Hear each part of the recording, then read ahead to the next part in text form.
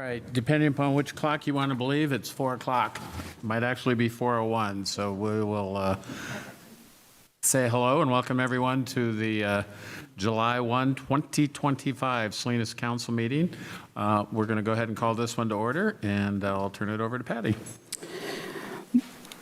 This meeting is available in Spanish for members of the public in attendance and on Zoom. Translation devices may be obtained in the foyer. Esta reunión está disponible en español para los miembros del público y en Zoom las unidades de traducción se pueden obtener en la entrada de la rotonda. All right, Zoom webinar participation is available for members of the public. The Zoom webinar ID and link are available on the posted agenda on the city website. With that, let's stand and do the Pledge of Allegiance. I pledge allegiance to the flag of the United States of America and to the republic for which it stands, one nation, under God, indivisible, with liberty and justice for all. Thank you. Patty, just for grins, why don't you call the roll? Councilmember Barajas? Present. Councilmember Barrera? Here. Councilmember Diorigo? Present. Councilmember De La Rosa? Here. Councilmember Salazar? Councilmember Sandoval? Here. Mayor Donahue? I am here. Thank you. All right, with that, we are going to go into closed session, and then we will be back. And what? Yeah. Okay. And yeah, we suspect it'll be about 4:30. Any public comment? Is there any public comment on the closed session item? All right. We're going to go into closed session. Back shortly.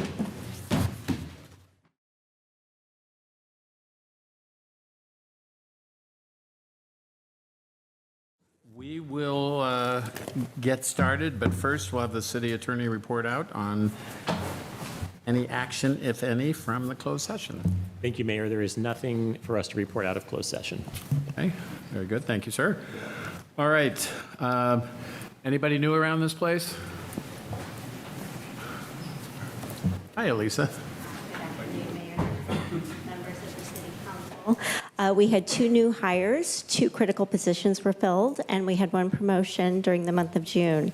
First, I'd like to welcome Orlando Reyes-Roda, who is our new Assistant Community Development Director, and he comes from experience in both the public and private sector roles with the city of Mountain View and San Jose, as well as working for an affordable housing developer. Second, I'd like to welcome Stephen Acker as our new Senior Community Development Analyst for our Housing and Community Development Division, and he will be working on housing production. And previously, he worked for the County of Santa Clara, City of San Rafael, and City of Oakland. I'm pleased to congratulate Jahanadab Santos, who was promoted from a Combo Building Inspector 1 to a Combo Building Inspector 2 position. Very good. Thank you. Welcome. Hiya, Kristen. Good afternoon, Mayor and City Council. I'm pleased to introduce Anastasia DeBoer. She came to work for us in 2021 as a library clerk, promoted to librarian 1, and now I'm excited to have her as a promoted to our technical services manager position. So it's always great when we can grow our team from within. So we're pleased to have you, Anastasia. Very good. Thank you.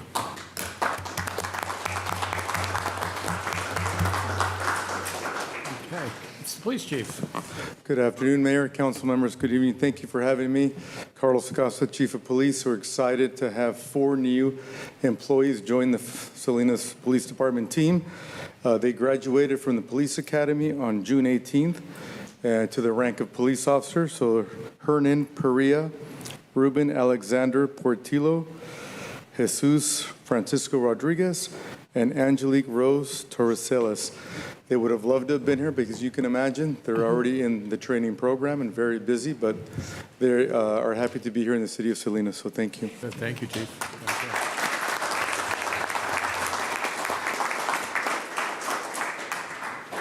All right. Anybody else? All right, I think that's got it. Well, let's do a little proclaiming. We're going to start with Parks and Recreation Month. And who am I looking for? There, oh, hi, Anna. Okay.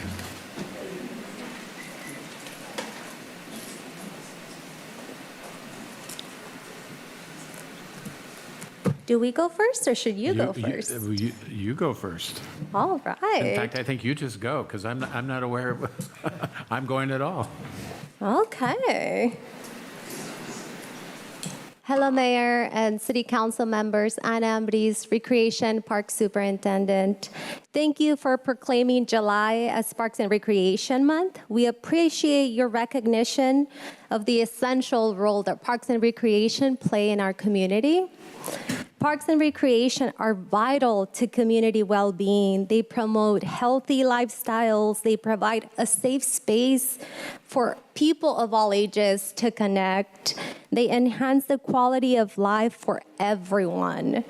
From playgrounds to walking trails to community programs and events, these services bring people together and support the physical, mental, and social well-being of our community. Would like to recognize the incredible efforts of our Parks and Recreation staff, whose dedication makes these programs and spaces possible all year round. A special thanks as well to the program participants who are here with us tonight. Their presence is a true testament and reflection of the impact that Parks and Recreation play in our community. In celebration of Parks and Recreation Month, we want to invite everyone to please join us for all the fun, free programming that we have planned. Please visit us on social media at Salinas Parks and Recreation or visit the website and find all the details. Again, thank you for proclaiming July as Parks and Recreation Month. And don't forget, Parks and Recreation make life better.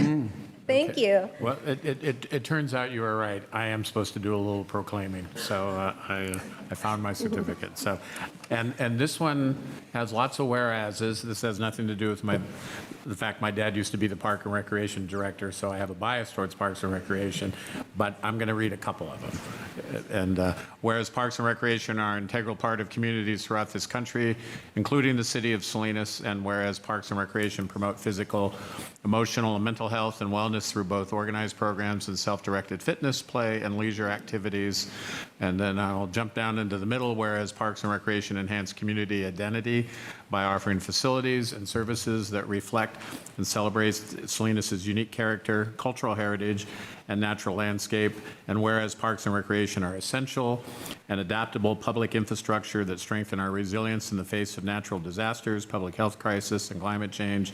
And whereas Parks and Recreation increase a community's economic prosperity through increased property values, expansion of the local tax base, attraction and retention of business, and contributions to crime reduction. Now, therefore, I, Mayor Dennis Donahue, on behalf of the Salinas City Council, do hereby proclaim the month of July 2025 as Parks and Recreation Month in the city of Salinas, and encourage all residents to take advantage of all that our Parks and Recreation system has to offer, and that's dated this first day of July 2025. Great. So congratulations to the department for continuing to do a great job and enhance our quality of life. And while I'm not wearing the shirt, I got it. So Parks, Awesome. Parks do make life better. So Thank you. you bet. Mayor, we ask the young participants to stand up so that way we can give them a formal acknowledgement for being participants. Absolutely. Yes, por favor. Stand up. Thank you. Yes. Yeah.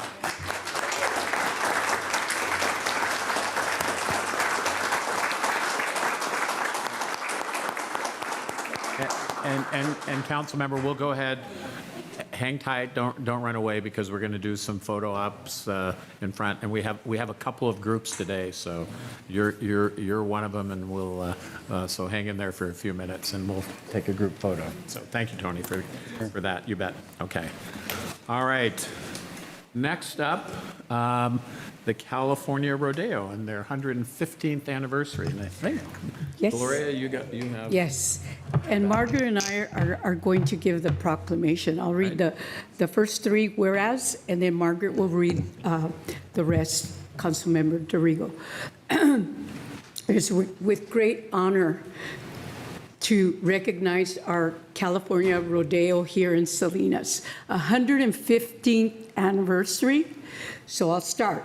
Whereas in 1872, the Monterey County Agricultural Association built a racetrack, grandstand, stables, bar, and restaurant on a parcel of property donated to the city of Salinas under the terms that a fair and horse races would be held every 2 years. And whereas a group of cattlemen known as the Salinas Coyotes helped revive interest, and on August 1st, 1911, the first rodeo advertised as the Wild West Show at the Sherwood Racetrack started. And whereas the California Rodeo Salinas has been a large part of the Salinas community for over 100 years and have a mission to preserve and promote traditions of the California Rodeo Salinas and the West. And Okay, where am I? Oh, here we go. there you go. All right. Whereas the California Rodeo Salinas gives back to the community, donating over $700,000 per year to local nonprofit organizations. That's no small number. Right. And whereas the California Rodeo Salinas is one of the top 10 professional rodeos in the United States and the largest in California, with nearly 1,000 contestants and 50,000 spectators annually. And whereas the California Rodeo Salinas supports education and youth in our community and has awarded over $47,500 in scholarships to students in the Salinas Valley who are pursuing higher education. Now, therefore, our Mayor Donahue, on behalf of the City Council, hereby commends and congratulates the California Rodeo Salinas as they celebrate their 115th anniversary during the week of July 7th through July 20th. Congratulations, and we hope to see you all out there wearing your cowboy hats. Mm-hmm. Thank you. Mm-hmm.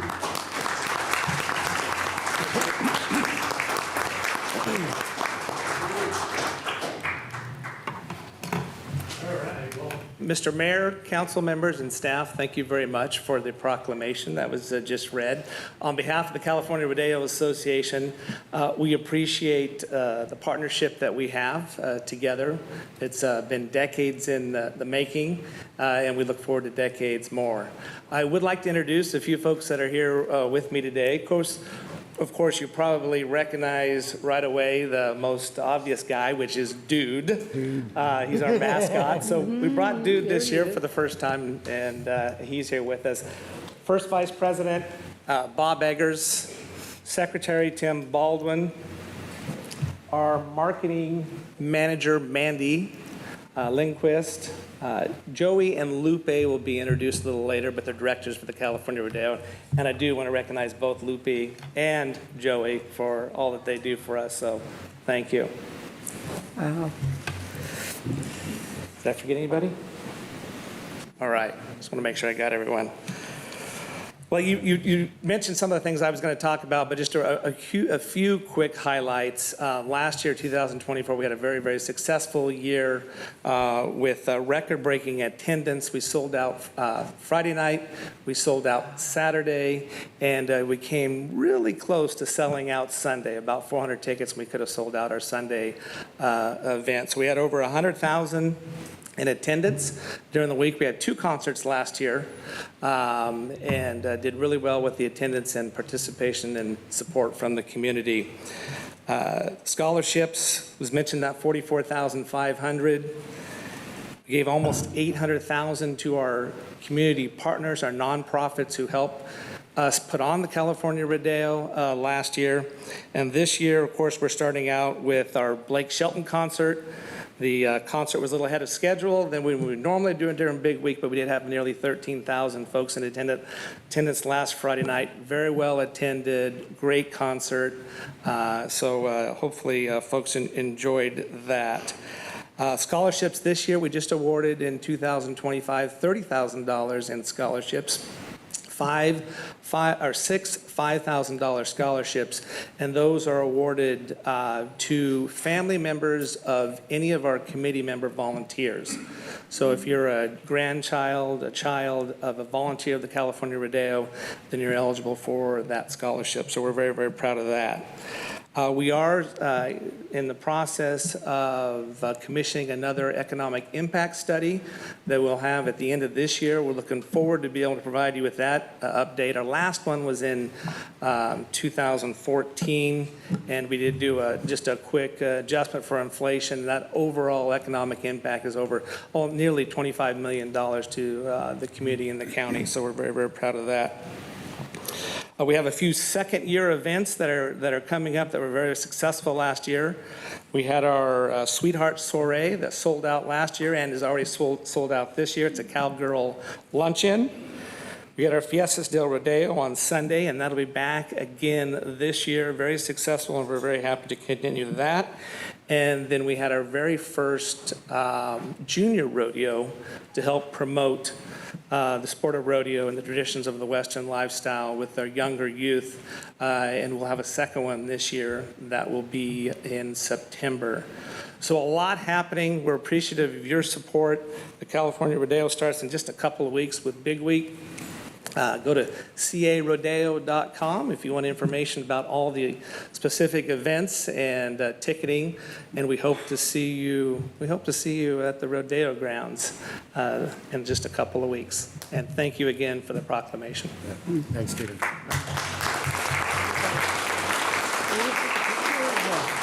Are we going to take a picture, or can we give them Yeah, why don't we do the proclaiming now, because we've got a couple more teams coming in. So let's get the Parks and Recreation group up in front with the council, and then we'll have the rodeo and Dude come to the front. Yeah, because we're acknowledging Joey and... No, I know that, yeah, for city attendance. By the time we get the Titans and everyone else there, there's a crowd. There you go.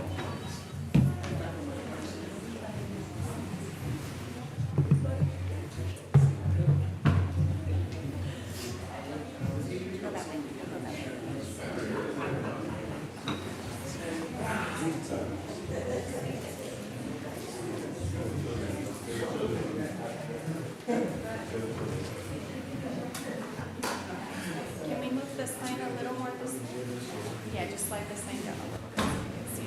can see it. No.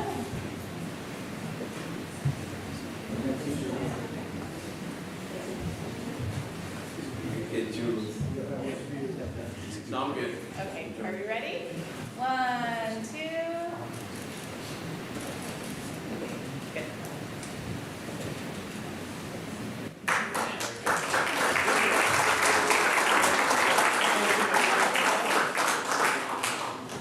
How's it going? All right. Thank you. All right, we need to... I'll go to the parks.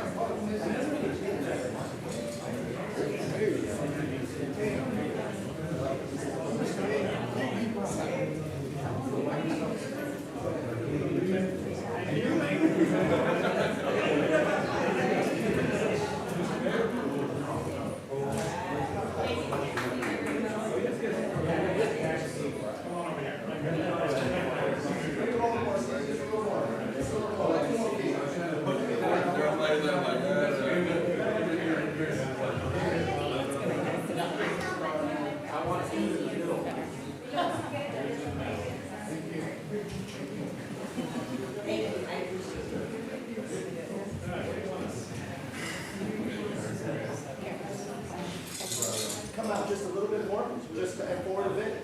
I know the dude's tapping you the way. Just a little bit on, yeah, you got space on the end. Tim, come forward a bit. Oh, there we go, I like that. Almost touching Joey's back right there. Come forward just a pinch more. Come around just a bit. Come forward, here, there we go. All right, here we go, everyone. 3, 2, in. Again, 3, 2, in. Last one here, 3, 2, 1. Yeah, I got you.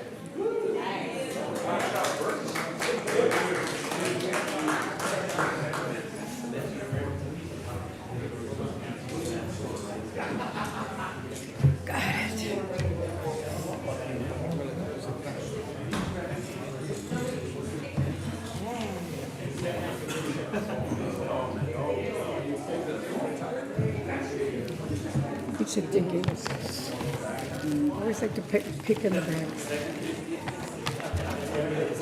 Cute. Oh, okay, rodeo stuff. Oh, the scarf. Got a bumper sticker. Yeah, the scarf. That's cute. You know what? And I don't have a red one. That's cute. All right, now we are going to, we're going to do a couple of City of Champion recognitions, and Councilmember Barrera, I will turn it over to you. Thank you. Thank you, Mayor. Clara. Well, continuing the Big Week Rodeo tradition, I'm going to ask Joey and Lupe Martinez if they can come to the podium. Community and children have always been close to the hearts of Joey and Lupe Martinez. Whether they're volunteering in schools, coaching Little League, supporting local nonprofits, or serving on community boards, they consistently show up where they're needed most. Together today, Mayor and Council, Joey and Lupe also became the first married couple to serve as directors of the rodeo directors. Simultaneously, in addition to leading their own communities, they have volunteered with numerous events, including the Colmo del Rodeo Parade, Horse Parade, Kitty Capers Parade, Miss California Rodeo Contest, and the list goes on and on and on. And I do want to say they participated as well in the Larry Valentine Cowboy Shootout Golf Tournament. Beyond the rodeo arena, Joey serves as commander of American Legion. He served our country. He's Legion Post 694 in Marina, while Lupe is the president of the American Legion Auxiliary Unit 694. And Mayor and Council and public, we'd like to thank Joey and Lupe for all your great work that you're doing out in the community. So congratulations.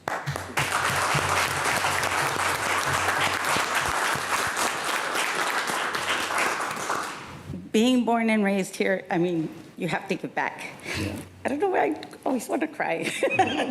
I'm very sentimental, and I'm very sentimental about our community, and that's why we do what we do. If it has to do with children, our community, and all our residents, we're there to help, but it's because one of the reasons we are so dedicated to the California Rodeo Association is because all that they give back, not just to the community, but to kids, the kids that come and do the community service hours, which Joey is in charge of.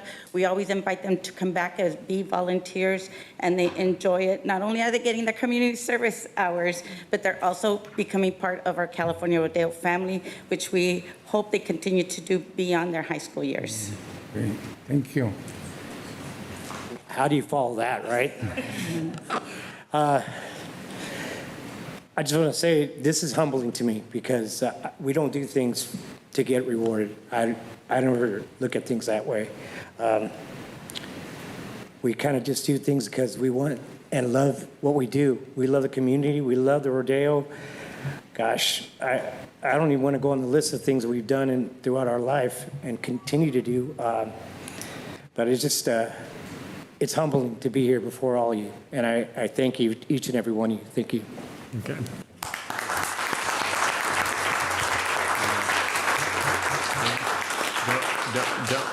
Don't go far. We'll do photo ops in a minute. And Tony, good choice for some recognition. So thank you for that.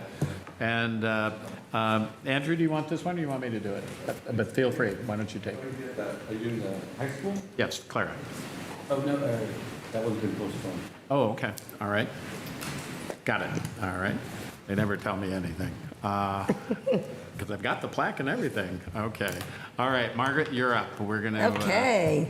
Well, I have the honor of introducing some local champions tonight. The Salinas High School Varsity Softball CIF NorCal champions. I see 3 coaches out there. I don't think the girls are here tonight because I think they're competing in travel ball, and so they're across the country, I think Colorado or somewhere exciting.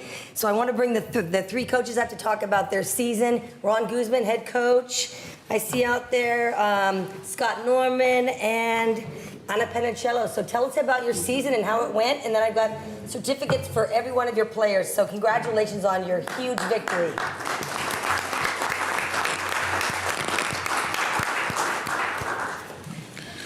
Well, thanks for having us, City Council members, Mayor Donahue. Appreciate it. Chief, saw you back there. Nice to see you here.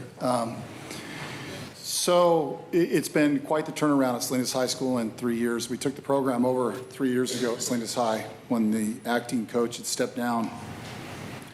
And then they started a hiring process where you got to go in and get hired to work for the school district. I got quite a few phone calls from folks around Salinas asking me, why have you not applied for this job? So I have a travel ball background of coaching. I have a men's fast pitch background of coaching softball, and I coached a period of time for the men's U.S. national team as well. And being that it was my high school that I graduated from, I said, absolutely, let's go. I coached there years ago for football when I came out of college. So when we first got to Salinas High, we were ranked 386th in the state of California. And the whole process was, okay, they need to buy into a whole new chemistry of how we're gonna do things. And that entire process is not easy for a lot of people to swallow. I didn't take the job to do what's right. I took the job to win championships. I took the job to win and put Salinas High softball back on the map. When I first got to Salinas High, we were known for football. There was a football school now. I told these young ladies who had never met me, for the most part, I had a few of the girls that played travel ball, softball with me, and I said, hey, look, football can have the fall, we're gonna take the spring, and we're gonna do it fast. We're not gonna be known as a football school much longer.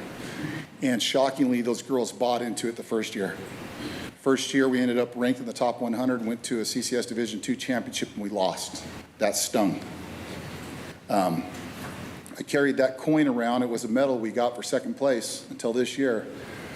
I had it shaved off. One of the coaches shaved it off, Coach Gabe Santos. We made them challenge coins. We put them in our pocket to remind us of the one we lost. Okay? We install in these young ladies, you have to hate losing more than you enjoy winning. That's just the concept behind it. It's something that you have to install in them and hopefully buy into it fast, and they did. Last year, we won the first Division I CCS championship in 27 years at Salinas High School.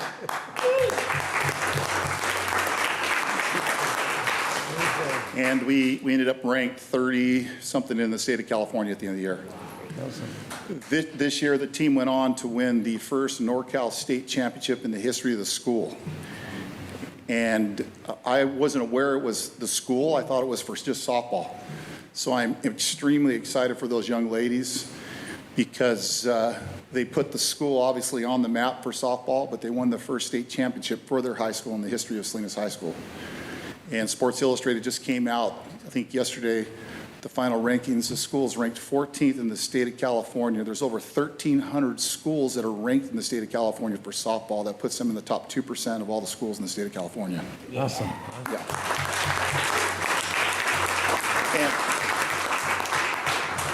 And I'll be honest with you, that's not an easy feat because the private schools fall into those schools as well.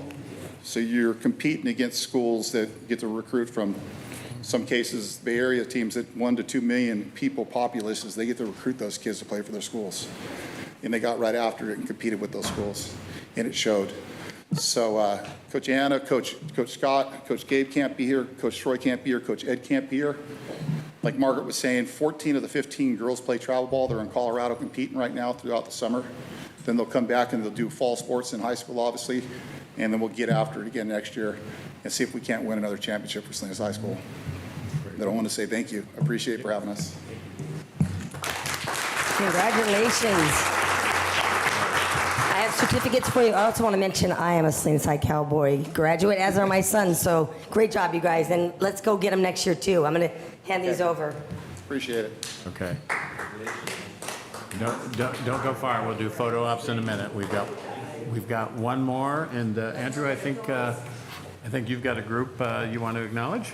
Let's bring up the Salinas Titan football team and their coach. So come on up to the podium, folks. Come on, players. Come on, let's roll.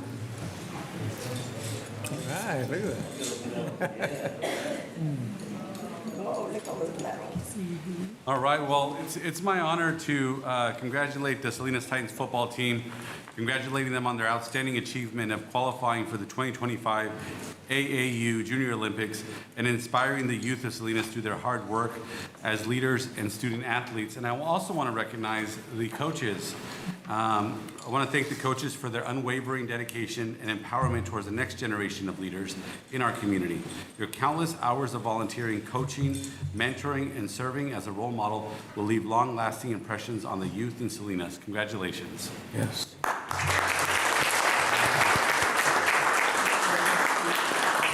And, I got to see firsthand them play recently, and then I got this crazy idea that, you know what, I think I could take them.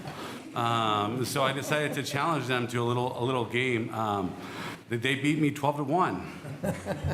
But I did score one. They did it was flag football, but somehow it turned into tackle football. But I think, next time I'll invite my colleagues, maybe we can have a little rematch with a little backup. So I want to congratulate you guys. And, maybe we can hear from one of the players. How does it feel to get to where you're at? Want to speak it to the podium?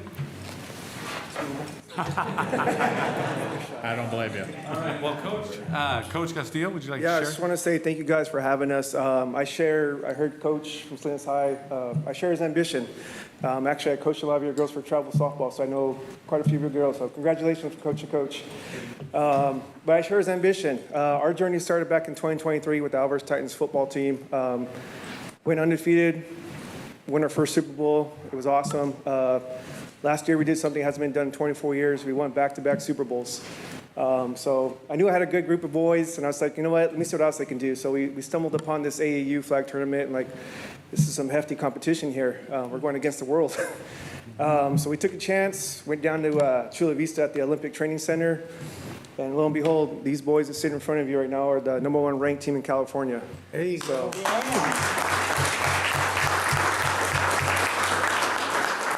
So half of them couldn't be here. I have a lot of, just like Coach over there, I have a lot of multi-athletes. So a lot of them are doing all-star baseballs right now. But I'm sure they appreciate too as well. So from the bottom of my heart, we're gonna try to represent not just Salinas, Monterey County, but the state of California. So thank you guys for having us, and we hope to do you guys proud. Sure, and I just want to honor you. Sure, I just want to honor the players by name. I know a lot of them are not here, but and we'll come up and take pictures in a second. But we have Mason Castillo, we have Skylar Carpenter. I think I scored on him. Adrian Edesna. We have Avery Oyama, Damian Perez, Joseph Rodriguez, Gavin Perez. He was tough to play.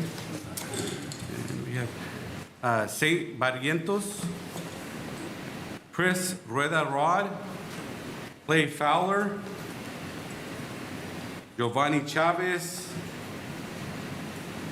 Vincent Angel, Jamir Ortiz, and coaches Hector Castillo, Coach Tristan Castillo, oops, actually that was player, sorry. Yeah. Joseph Rodriguez, and finally Michael Perez. So thank you very much.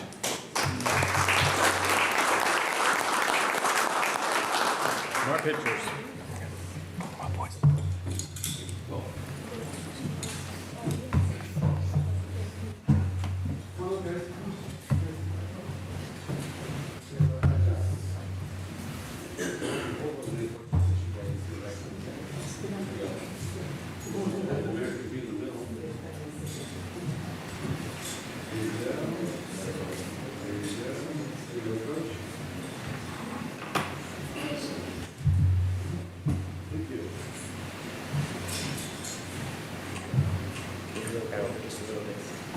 Step that way, Sam. Okay. Ready, 1, 2. 1, 2, 3. Again.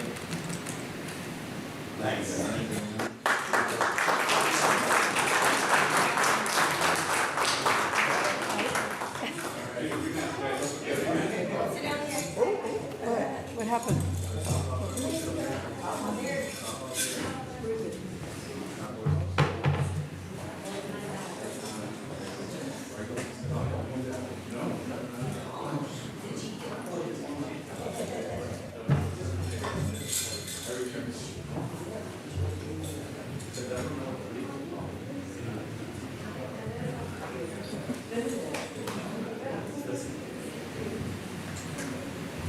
ready?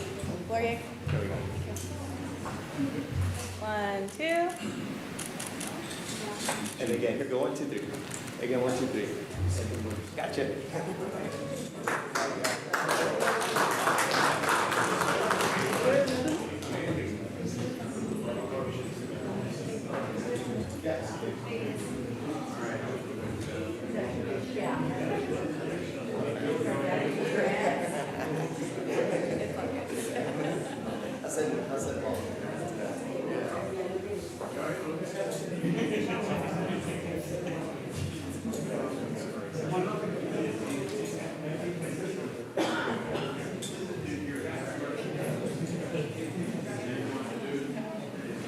No dude, no dude, no dude. You know, part of this dude. That's beautiful. Here we go. On 3. Ready? 1, 2, and one more time. 1, 2, and 3. Mayor, stand up, stand up, stand up, stand up, stand up, stand up nice and tall. Stand up nice and tall. There we go. 3, 3, 2, and one more time. Gotcha. Okay, hold on, one more picture. Ready? 1. This one's for the city. 1, 2.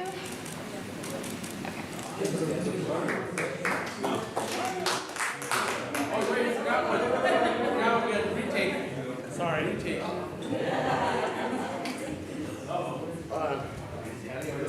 right, Gloria, we can't see you. Okay, ready? 1, 2. One more time. 1, 2, 3. Oh, wait. Don't know what I'm doing. 3, 2, 1. Again, 3, 2, 1. Oh, here comes dude. Here comes dude. I'm getting out.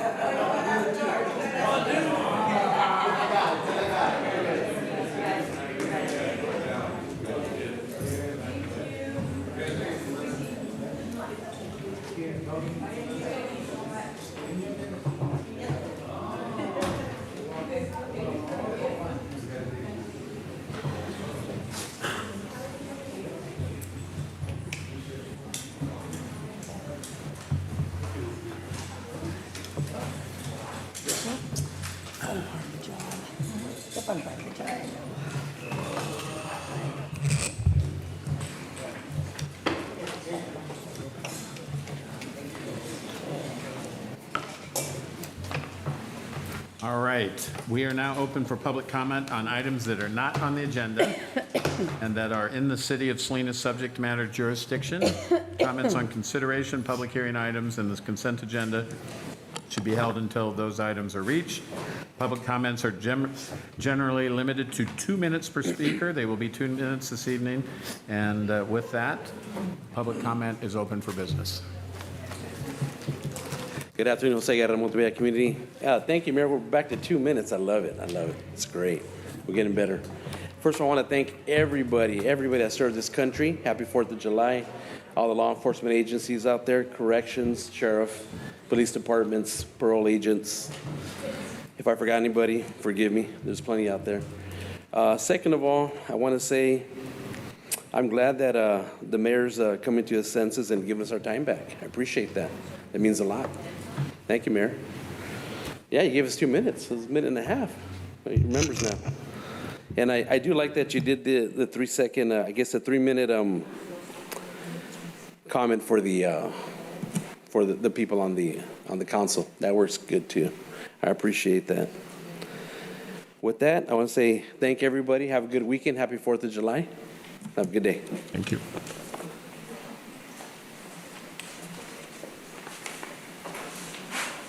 Well, since we have a lot of people wearing hats, I'll wear mine. I like mine. Good evening. My name is Eric Peterson, and just coincidentally, this is a little deja vu for Renee. It's recreation, but not parks. But it is Parks and Recreation Month, and as some know, all I have to do is open my front door and I can see a park, Northgate Park.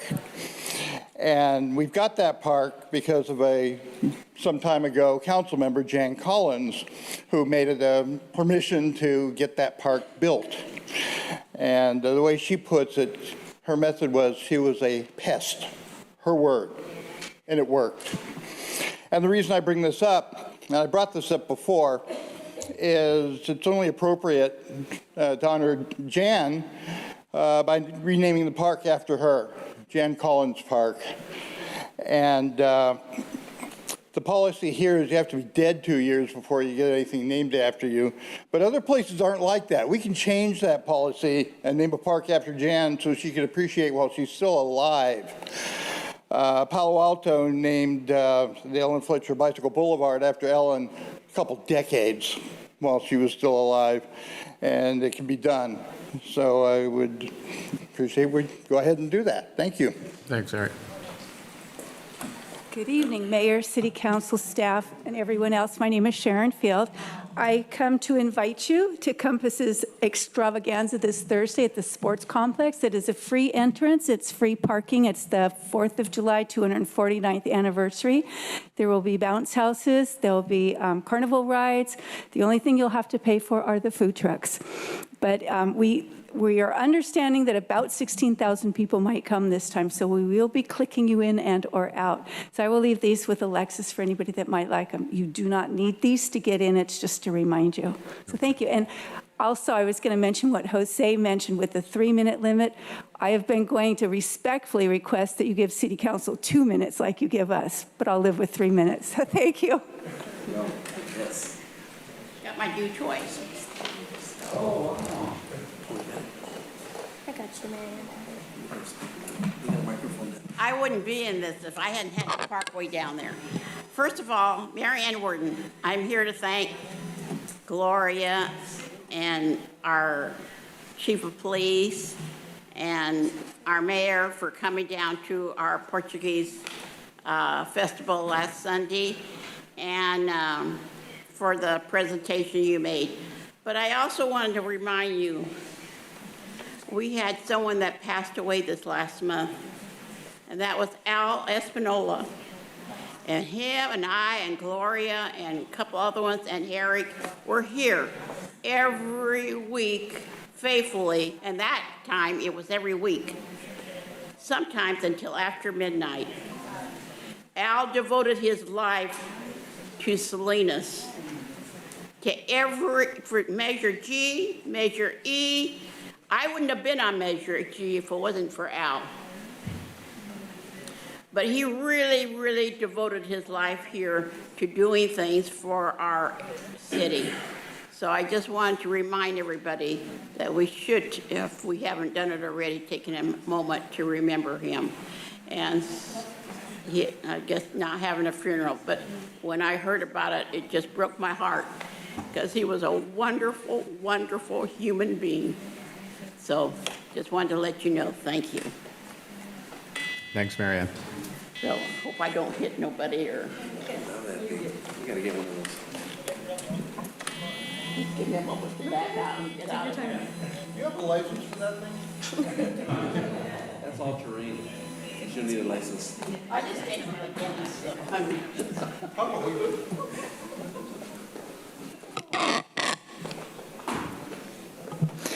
Good evening, Council. We are just a few of the over 200 volunteers who make up the Protect Salinas Renters campaign. We are proud to share that we have gathered over 9,000 signatures to put a referendum on the ballot in response to the uninformed and harmful decision that 5 of you made last month to repeal rent stabilization, renter protections, and our newly established rental registry. These ordinances were the result of 2 years of organizing, research, community engagement, and collaboration. Tenants, landlords, community groups, city staff, and officials, and technical advisors all worked together to develop a comprehensive set of policies to address skyrocketing rents and abuses against low-income tenants, while also being fair and supportive of the many good landlords in our city. Unfortunately, you chose to erase all of that work without any real dialogue with the community. The reality is that when elected officials fail to represent the people, it becomes our responsibility to act, and that's exactly what we've done. Now you have the opportunity within your power. You have within your power the opportunity to do the right thing. Repeal your decision. This is your chance to listen to your constituents, to acknowledge the overwhelming community response, and to correct course. We urge you to stand with the people of Salinas. Thank you. Thank you. Buenas tardes, Consejo Municipal. Solo somos algunos de los 200 voluntarios que conformamos la campaña Protejan a los inquilinos de Salinas. Nos enorgullece compartir que hemos reunido más de 9,000 firmas para llevar a votación un referéndum en respuesta a la decisión desinformada y perjudicial que 5 de ustedes tomaron el mes pasado al derogar la estabilización de renta, las protecciones para inquilino y el nuevo registro de alquiler. Estas ordenanzas fueron el resultado de 2 años de organización, investigación, participación comunitaria y colaboración. Inquilinos, propietarios, grupos comunitarios, personal y funcionarios de la ciudad, así como asesores técnicos, trabajaron juntos para desarrollar un conjunto integral de políticas destinadas a abordar el aumento desmedido de los alquileres y los abusos contra los inquilinos de bajos ingresos, y al mismo tiempo ser justas y apoyar a los muchos buenos propietarios de nuestra ciudad. Lamentablemente, ustedes borraron todo ese trabajo sin un diálogo real con la comunidad. La realidad es que cuando los funcionarios electos no representan al pueblo, nos corresponde a nosotros actuar y es exactamente lo que hemos hecho. Ahora ustedes tienen en sus manos la oportunidad de hacer lo correcto, revocar su decisión. Esta es su oportunidad para escuchar a sus electores, reconocer la abrumadora respuesta de la comunidad y corregir el rumbo. Les pedimos que se pongan en el pueblo de Salinas. Gracias. Es lo mismo. ¿verdad? Ya, sí. Vamos a ir con español. It's exactly the same what they said in English, so it Thank you. doesn't make sense to repeat Okay, it. thank you. Buenas tardes, concejales, alcalde y todos los que están presentes. Mi nombre es María Chávez, vivo en el Distrito 4. Gracias a todos los voluntarios y a Dios, tenemos 9,000 firmas y vamos por más. Nada me detiene, ni por enfermedad, obstáculos donde yo vivo, políticas del gobierno, el clima, ni porque se me ha ido la voz. Estoy cansada de caminar, pero aún con fuerzas para seguir juntos, para seguir juntando firmas. Primero Dios, voy a seguir tocando puertas para llegar a la meta. Gracias a ustedes 5 que votaron en contra de esta ordenanza. Seguimos luchando y hay gente, mucha gente que está enojada porque quitaron esta ordenanza. Muchas gracias. Thank you. Good afternoon. My name is Maria Chavez, and I'm from District 4. And I want to thank all the volunteers and thank God because up to this moment we have 9,000 signatures, and we're still going to continue looking for more signatures and getting more. Nothing's going to stop us, nothing, not any obstacle, not because I'm sick, not the policies, not the weather, not because I'm not feeling well. I even lost my voice and I'm tired of walking. I'm going to continue walking, knocking on doors, and getting more signatures. And thanks to you, the 5 that voted against the policy, we're going to continue fighting, and we're going to be able to get more signatures. And there's a lot of people that are upset because this ordinance was repealed. Thank you. Buenas tardes, mi nombre es Jaime Rodríguez. Vivo en el norte de Salinas. Mi ocupación es handyman y vengo en nombre de toda la gente que trabaja en los files. Recolectando frutas y verduras. Créanme que mi salario no es malo, pero sí les digo que en el field el salario de todos los campesinos es muy malo. Y si ustedes toman la decisión de subirle los alquileres, esas gentes tienen que vivir 2 o 3 familias en una unidad, ¿sí? Y sería pésima la vivienda. Honestamente, me gustaría que tomaran un poco de su tiempo y se pusieran en la mano en el corazón y pensaran por esas familias, que le aseguro que ninguno de ustedes 5 que aprobaron o votaron en contra, si se pusieran en la camisa de ellos, no aguantarían un mes. ¿Sí? Esas personas merecen respeto y espero que consideren su decisión de ustedes. Muchas gracias.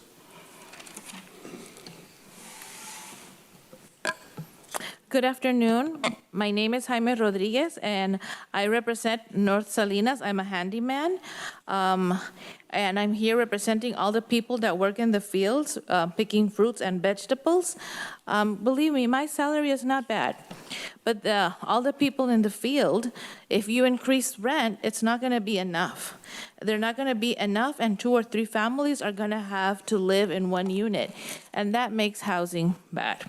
So I'm asking you to please take some time, put your hand in your heart, and think about the families. You 5 that voted against the ordinance, I wouldn't think that you would be able to stand a month living in the conditions that these people live in. So these people deserve your respect, so please think about what decision you're going to take. Thank you.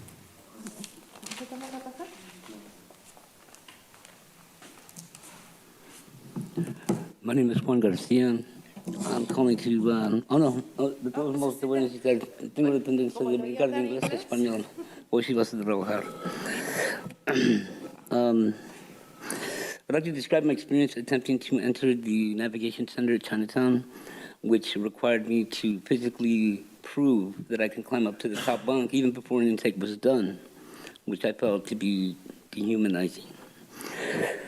Secondly, as you can see, my dog is a vicious, uncontrollable animal, and the statement that I would not allow staff to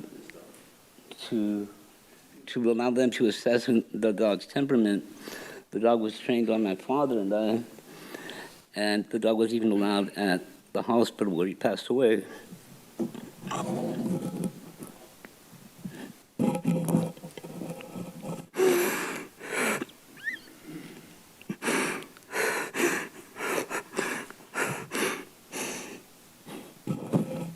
So, I was also asked to sign an achievement plan even before goals were even set. It's like signing a blank document. They could have written anything.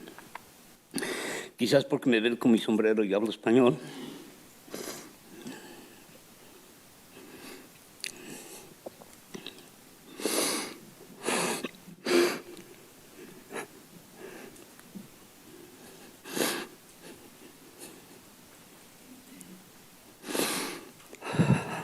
No es bien sucio.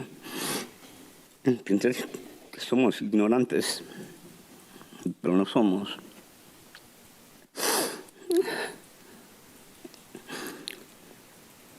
Yo estaba de acuerdo de subirme para enseñar que tenía la capacidad física para subirme arriba, pero sí puse la línea cuando se trataba de mi perro.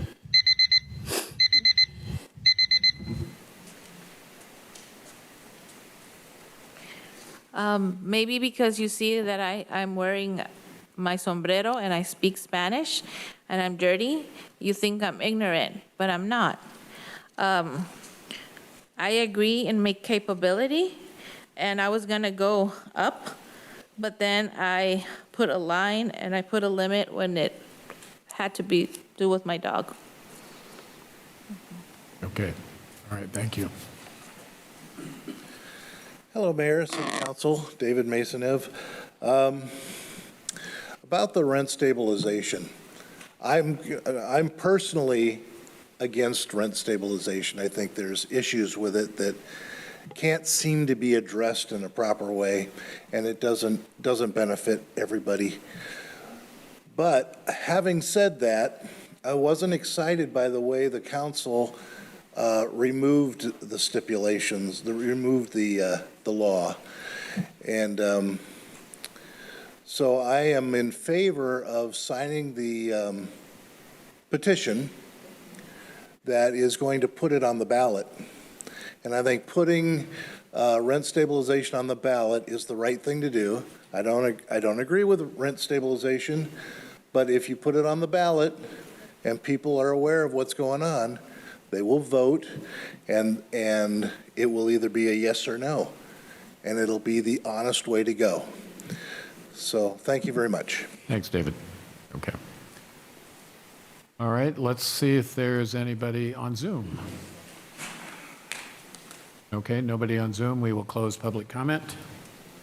And The presentation we had from Salinas Valley Health has been rescheduled, and I will go ahead and turn it over to the city attorney. Thank you, Mayor. Do any members of the council have any campaign contributions to disclose related to any item on today's agenda? Councilmember Barajas? No. Councilmember Barrera? No. Councilmember Diorigo? No. Councilmember De La Rosa? No. Councilmember Salazar? No.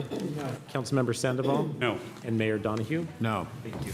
All right. I think I'm looking for Christina Gonzalez to talk about annual levies of assessments for landscape and maintenance.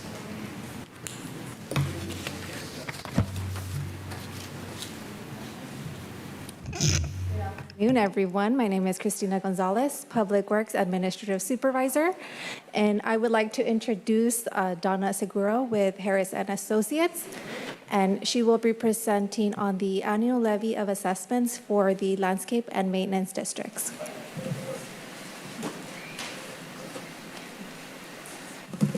Good evening. She said, my name is Donna Segura with Harrison Associates. We're hired by the city as a consultant and more specifically as the assessment engineer for year 6 lighting and landscape districts. We are here tonight to recommend a motion to approve a series of resolutions related to the annual levy and maintenance funding for the city's landscape maintenance districts. This item requests that the City Council approve to levy annual assessments for the city's 6 landscape and lighting districts for fiscal year 2025-26. The assessments funding the assessments fund ongoing maintenance for landscaping, parks, and open spaces within the district. Approval of the engineer's reports, including the assessment diagrams and levy amounts, is required to comply with state law. Council action also includes approving general fund transfers to cover the maintenance costs for areas outside the district boundaries that receive special benefits.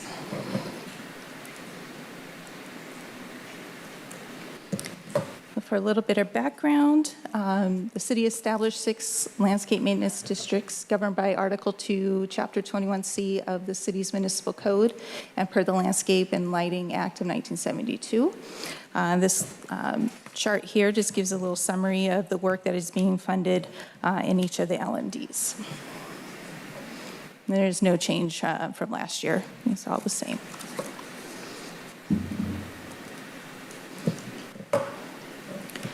Now for the fun stuff, the assessment rates for the year. I'm going to pull out the first 3, so they're a little different than the other 3. So Airport Business Center, Vista Nueva, and Hardin Ranch, they were all, their rates have been the same since they were formed. So with Airport Business Center, they've been the same rate of the $217.49 since the year 1987. So even though maintenance costs obviously increasing in those years, our assessment has remained the same. In Vista Nueva, it's same situation. It's been fixed at $600 since the year 2011. And Hardin Ranch has been fixed at the $66.72 since 1991. When they were established, they weren't established with any sort of inflator. They were just a flat rate set at that time. To increase those at some point in the future would require going through the property owners to get a vote and approval process. Not proposing that tonight, just pointing out that possibly staff could explore that and come back to council later in the year with that. For the remaining 3, they do have an annual inflator assigned to them. And for Miramonte, we're proposing a slight increase of 0.87% to the $615.39 per parcel. The adjustment is to reflect rising cost in the maintenance and to support future replacement of district improvements. Montebella, we could increase the rate. They do have a maximum assessment of the $1,433, but we're not proposing any increase this year. Proposing we keep it level or equal to what it was last year for $645.30. And finally, Northeast area, slight increase of approximately 1.9%. We could go up to $247.62 in that low-density class, but we're only proposing to go up to $217. For low density, $134.19 for medium density, and $92.78 for high density. And that concludes my slides. Any questions? I have Okay. some Public Works staff here as well to help answer anything. Okay, very good, thank you. All right, let's see, I'll start to my right. Tony, I only see you. Any questions? Yes, can you put the slide that we had right now with the dollars, please?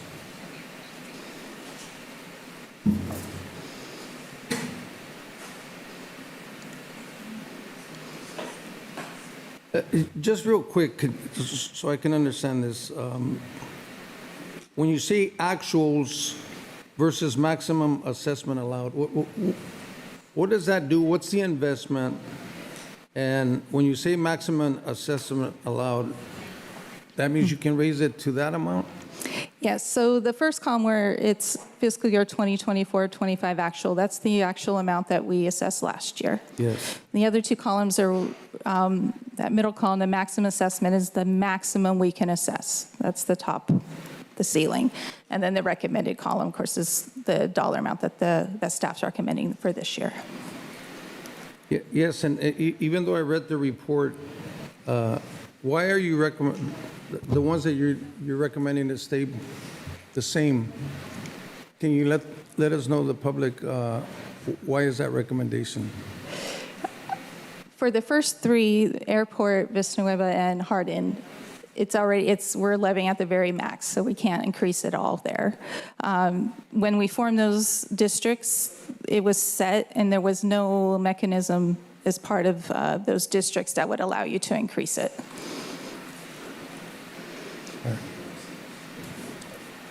Thank you.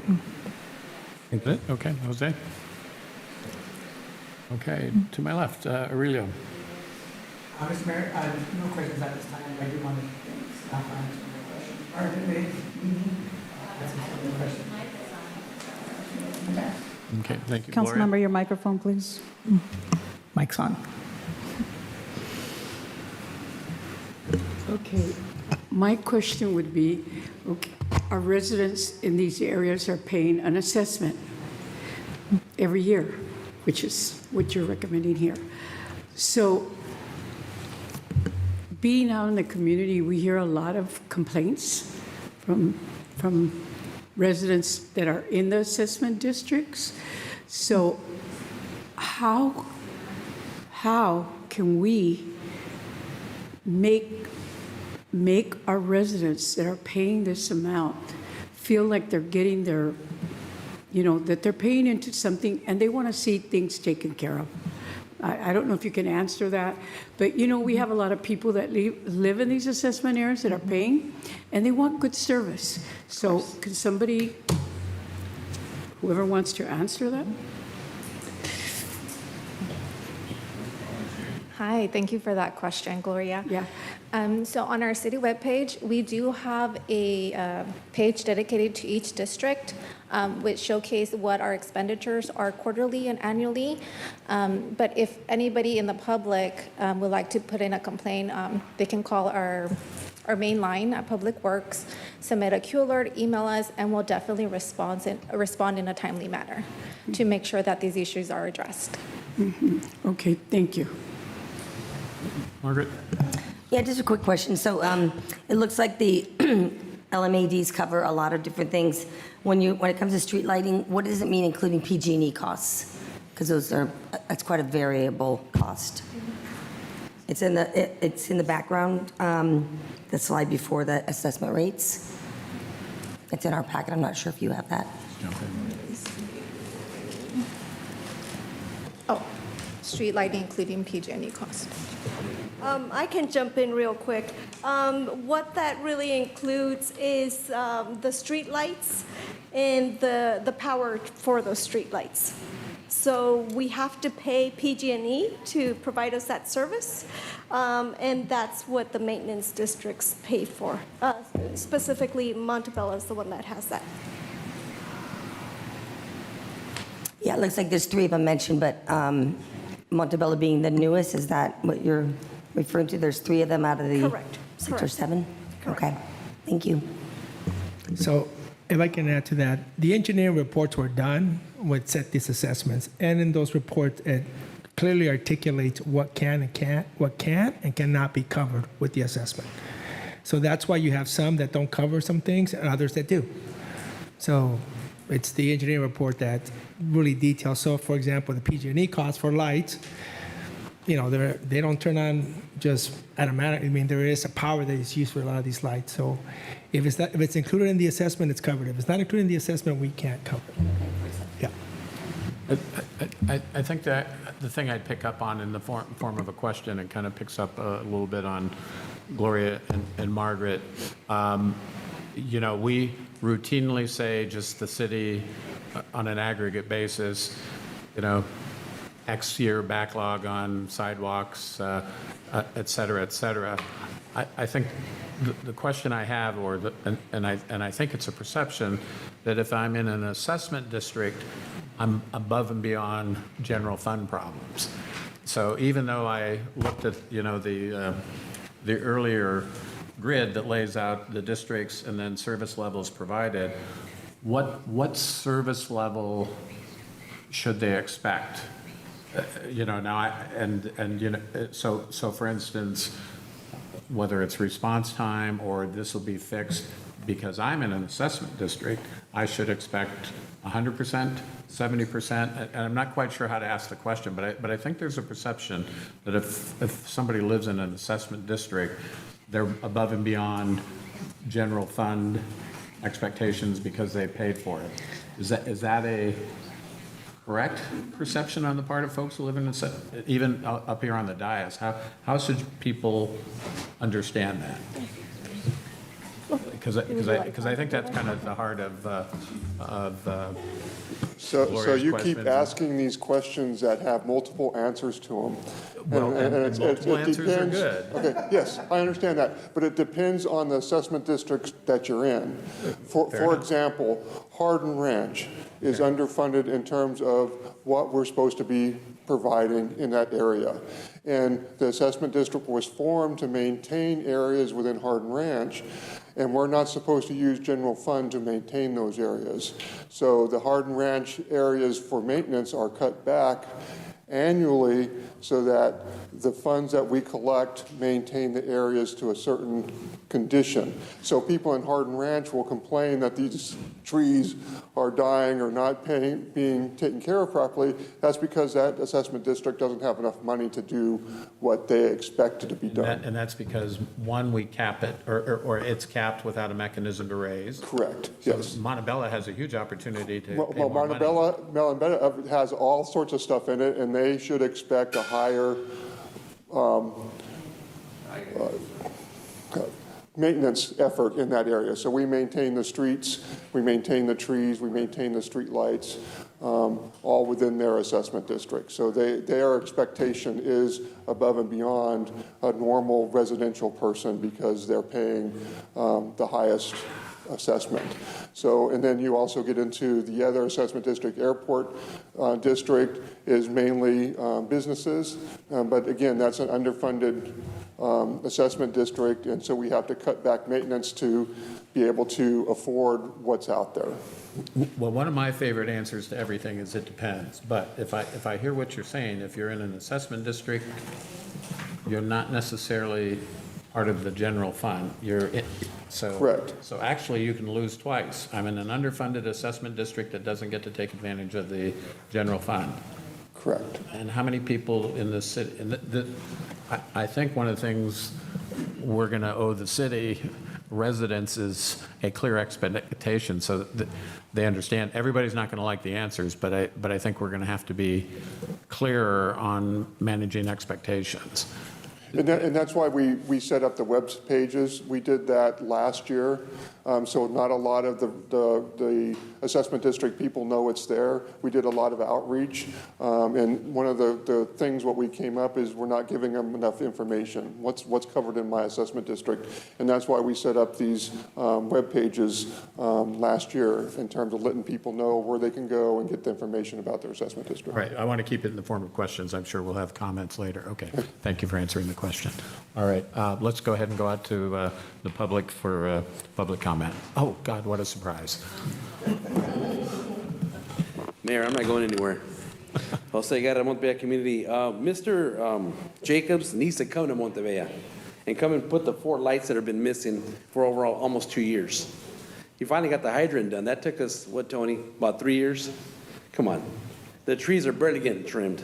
Those are way past. The streets look like, I'm not going to say the word, bad. I mean, why do we send an outside consultant to do an assessment package program? We have a lot of professionals in the city that can do it. Why do we spend money out like that? Why do we do that? I don't understand. And then why can't we increase everybody else's rates? Why just Montebella got to pay Miramonte and the other subdivision? Why? Why is it just us?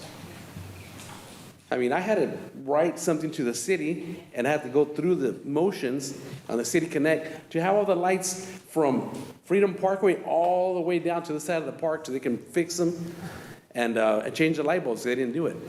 I had to do that. So they're not doing their job. I'm sorry, they're not.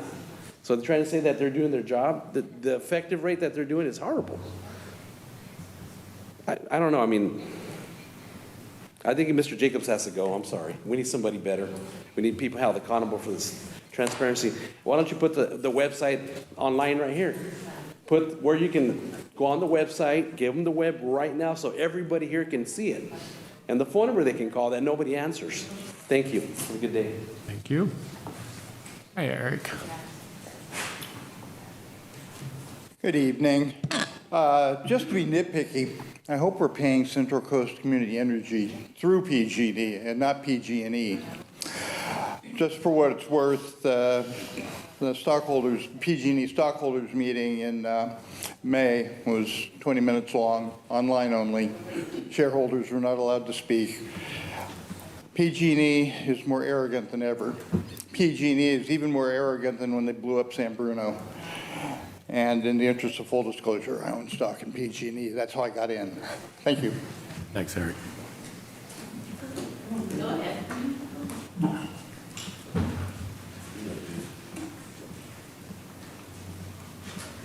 Mary Ann Warden, one of my pet peeves. Our lights do not work. Williams Road, Quill Street, and Williams has been out for years. I keep reporting it, maybe turn it on a little bit. I don't know what's wrong with it. But the crosswalks on Williams Road past the fire station are not working. All of you people, all of you, do you drive with your eyes closed at night? And in the daytime, the weeds, this afternoon, I was going to the dentist. They're working on Constitution. They were trimming the trees and everything else, and raking a little bit. But the weeds, standing right next to them, do you think they pulled them up? They're like that all the time. Do you think they clean along the divider on the streets? No. So we're paying people for doing work halfway. Why? I want to know why. Would you do that in your own home?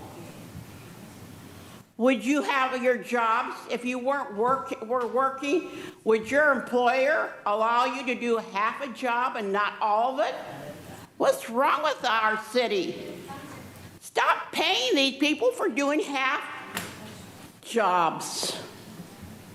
Because that's exactly what they've been doing, not only this year, every year. The lights on Williams Road, I've yelled about those for years. Some days they work and some days they don't. But the ones over the crosswalks are very dangerous because there's a lot of people crossing on those. But you go down Davis, what a shame. People come in through that street, and it used to be a beautiful street. We used to have flowers along the dividers and everything. Nothing now. And the airport, forget it. The road is horrible. Thank you. Thanks, Marianne. My sermon for a day. City Mayor, City Attorney, and City Manager and Consul. My name's Yolanda Hayes. I'm in the Northeast District of the assessment area. And I'm here because we not only pay into the assessment area, we also have CC&Rs. And my understanding is when Creek Bridge went bankrupt, those funds that we were paying for the landscape transferred to the city of Salinas. And I confirmed it with an employee that used to work with Public Works, Hilda Garcia, and she says, yes, you have that information in the books. You also have lighting that should be done. And you should also have the bridge and the walls painted. This was about 10 years ago that I found everything out about the CC&Rs. I don't understand why our grass is dying on Little River Drive. It's been weeks that it's been watered. Just today they went out. I had to place a couple of calls to Smith and Enright that they needed to check what was going on with the sprinkler systems because all the grass was yellow. I don't know where the money's going. Again, there's a mystery. We weren't supposed to get funds from, I think we don't get funds from the Measure G, but we have funds that we pay in with the assessment district. We pay a lot of money for that. And to pass it on now, to say that now the open parks and open spaces, that we're gonna have to pay for that as well, I just don't get it. I just don't get it. There's a lot of money that we have, and maybe I'm not correct, but that's my understanding of what happened to our funds that we paid when we still have CC&Rs. So please, I'd like a response on that. Thank you. Thanks, Yolanda. Okay, anyone else from the public? All right, let's see if there are any Zoomers. Nobody Zooming, all right? No Zoomers, okay. All right, let's go back for final comments, and I know if there are final comments, and then and the action is to approve the resolution. Okay. Councilmember Barrera, anything? Yes, thank you, Mayor. The city manager and I, we've had discussions over neighborhood investments. I think it's critical sometimes when things are not going well, and I'll hold myself responsible for that. But when there's things happening in our neighborhoods, I think the city should be aware of what's happening and be able to figure out a way, whether it's lighting, whether it's weeds, whatever it is, where we can monitor it. I know we relied a lot on complaint driven, but you know what? Sometimes people get tired as well. I've heard a lot of people say, people that mean well, they're not complaining, but they say, you know what? I do it on the Salinas Connect and I call and whatever. And for some reason, they're not satisfied with the outcome. So I'm gonna ask the city manager that we would work on a system where we can physically go find out why certain things are not working. Whether it's lights, and yeah, you know what? At Montevilla, I'll be honest with you, it took us 2 years just to put a fire hydrant back. Somebody hit it, in 2 years it took us to replace it. So I'm going to ask that we do that, and with that, Mayor, I'm going to make a motion to approve as well. Thank you. Thank you for the motion. Okay, we have a second, and then I think on this item, if there are comments, we'll go ahead and continue. Is there any additional comments? Okay. Additional comments? No. Okay. All right. All right. No, I think Councilmember Barrera, you spoke for all of us that we need to follow up and figure out how to communicate into the neighborhoods one by one. So, all right. With that, why don't we go ahead and call for the question?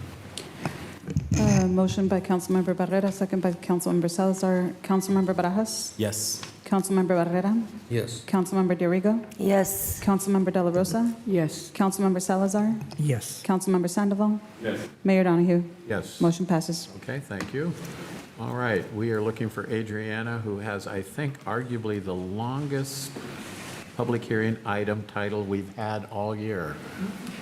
And we're going to talk about a vacation right-of-way and dedication of a right-of-way at the Intermodal Transportation Center, et cetera, et cetera, et cetera.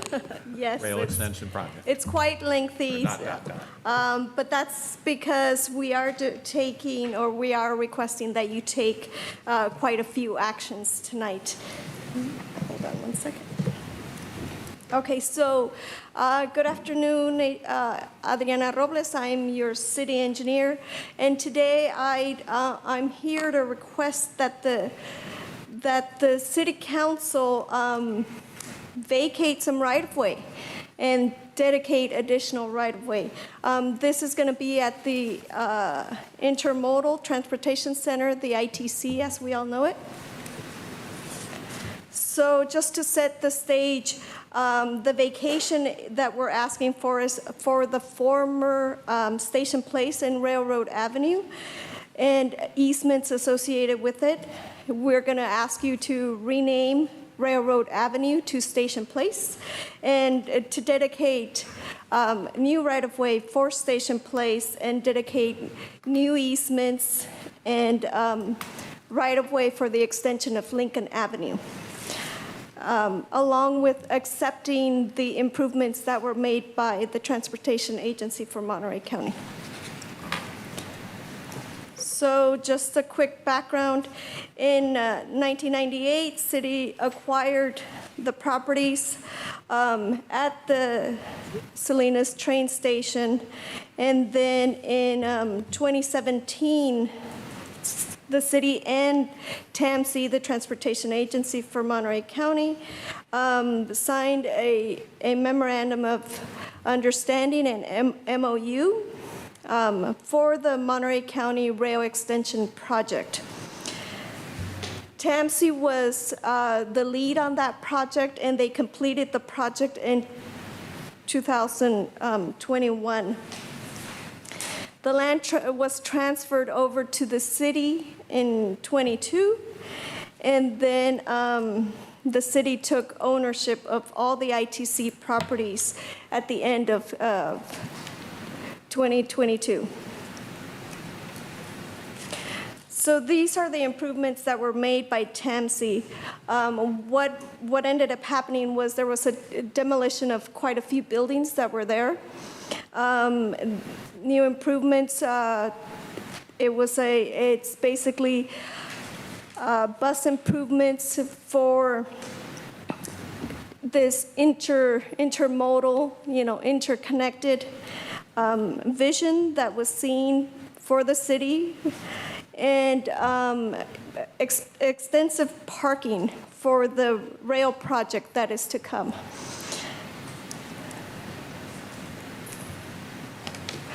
This basically provides you just a snapshot of what the property looked like before the improvements were made.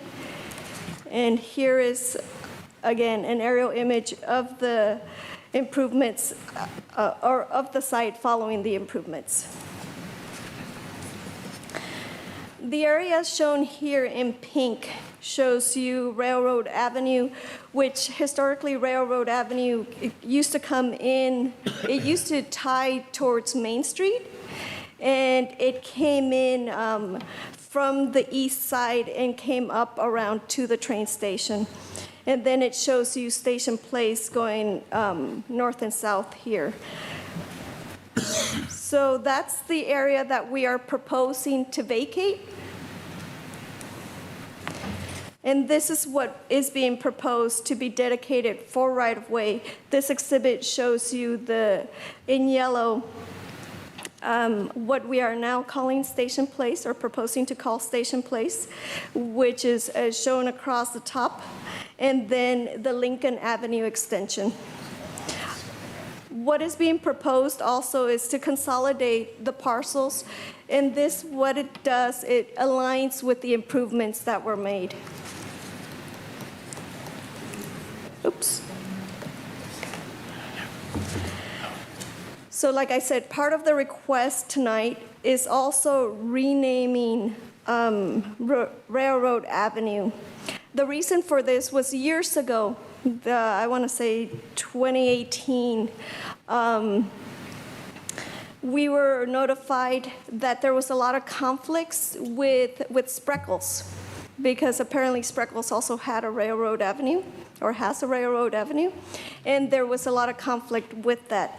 At that time, I was in a different department, and at that time, we were requested to go ahead and do the addressing at the train station as Station Place, because Station Place was already being used. And to minimize the conflicts, half of the addresses at that facility were Station Place, half of them were Railroad Avenue. We were told, please clean this up, change it to Station Place, eliminate Railroad Avenue. At this point, we're finally moving forward with that renaming. This request was taken to the street naming committee. It's an ad hoc committee at this point. And everybody was in approval to recommending that it would be renamed to Station Place. So we asked our consultant to put together a parcel map. Parcel map technically is not coming to you for approval. That is something that we as staff would be approving. And the parcel map just delineates the new configuration of those parcels, and it also delineates the vacation and the dedication of that right-of-way. So like I said, the improvements that were constructed by TAMSI were completed in 2022. At the time when the exchange happened, the city took on the maintenance of that facility, but we never formally went through the acceptance. So tonight, again, one of the actions will be to accept those improvements for maintenance and responsibility.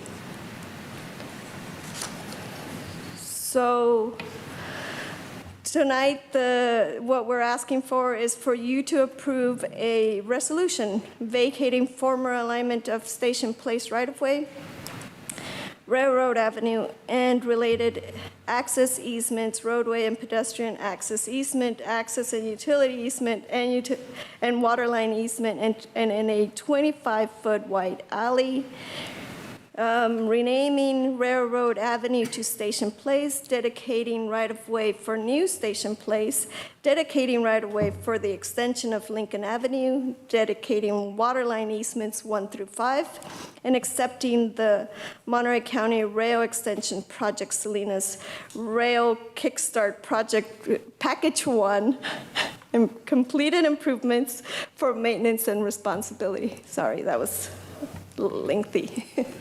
Okay, I will accept any questions at this point. All right, good. We're glad you'll do that. All right, Andrew, why don't we start with you? No questions? All right. You know, in your report, it states you don't have a street naming committee, but I'm just curious on the ad hoc committee consisted of administrative staff, which I think is fine. But my question is, there's so many passionate volunteers, individuals out there. Is there a reason, or did we invite them to be part of this ad hoc committee, or they weren't interested? We do have outside agencies that are part of the committee. So we do also include emergency services, and we also include the postmaster as part of that committee.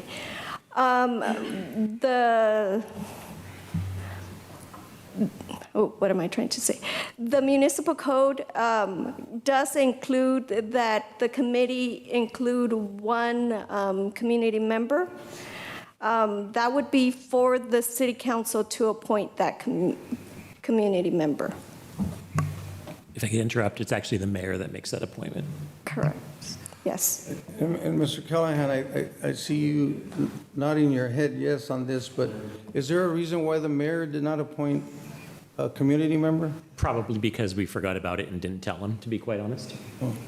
See, and you know what, and I support this, but I think that those are my concerns where there's such a passionate group out there, and Mayor, you know this, that for years, you would think we'd give them, I mean, to forget something like that, I mean, it's, we need to remember that we're serving the community, and at all possible, whenever we can include somebody within the community, I mean, you got a fine committee here, dedicated staff, but I was just wondering about that. So I think we need to be careful about that, not to forget about people that would have liked to be part of this. Thank you. Thank you, Tony. Jose? Thank you, Mayor. Councilmember Barra, start off with my first question, but my second question was on the businesses that are along the street that will be renamed to Station Place. Do we know how many of them will be impacted? Sorry, can you How many businesses or tenants along Station Place will be impacted by the name change from Railroad Avenue to Station? We've actually, over the years, have been working with the different businesses there. So at this point, there isn't anyone who has the Railroad Avenue address. Okay, good to know. And then also just for clarification, because this was done, this project was primarily done with Caltrans grant funding, if we decide to do anything other than what's proposed tonight, we would functionally have to pay back everything that the state has given for this project so far. That is correct. And that basically, that's part of, stipulated as part of the agreement that the city signed with the TEMSI. Mm-hmm. And then just to further confirm, this would only be used for an intermodal station, so we wouldn't be able to rezone this for any other use other than what it's already. That is my understanding, correct. Thank you for that clarification. Okay, thank you. Aurelio? I was going to ask if there were any other recommendations in addition to Station Place, but I think I got that question answered. In terms of sign and signage or new signage that would need to go up, if approved, how many signs are we looking at in terms of the ones for Station Place? Additional, excuse me, for street signage? Yes. I believe street signage is already up. Street signage is already up? Correct. And it reads Station Place? Correct. Okay. That concludes my questions. Okay, thank you. Gloria? Yeah. And talking about the committee, just refresh my mind. Don't we have a committee already that works in that area, the historical committee, Well, correct, but that the code stipulates that the street naming committee, it's basically a citywide committee. Separate? Yes. Oh, okay, because, yeah, that's a committee that's already established, and since they work in that area. Yeah, if I can, that's a different purpose committee. This is, I mean, a lot of this is really catching up to what we needed to do anyway. A lot of this has been in the works for years. The Welcome Center, they're fully aware of this. The businesses are fully aware of this. So we're just catching up and trying to make it. So the Welcome Center committee, clearly that's a different committee, but they're aware this is going on. So I'm not as, okay. But it's a point well taken. Yeah. Okay, thank you. Okay. Margaret? I have no questions, Mayor. Thank you. Okay. Anybody from the public?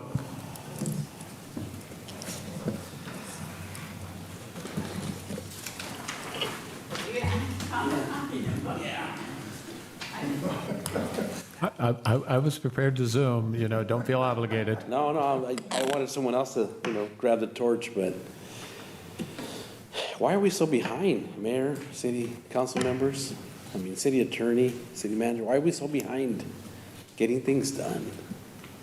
I mean, renaming something, really? We need a committee for that? I mean, these people even live in the area that are renaming our cities, streets, or railroads, or whatever you want to call it. I don't get it. I don't understand. Why are we so behind doing everything? Does anybody, I mean, I know if it was a regular job, I mean, a lot of you guys wouldn't be here. Sorry. You wouldn't be working right now. Because if you were held accountable to do what you had to do, you wouldn't be up here. I'm sorry. Come on, guys, get your act together. Let's represent Salinas. Make it better. Having stuff being so far behind, it's ridiculous. We're better than that. We're a great community. Involve your community. Please involve us in everything you do because we will help you build it. And they will come, like they say. Thank you guys. Have a good evening.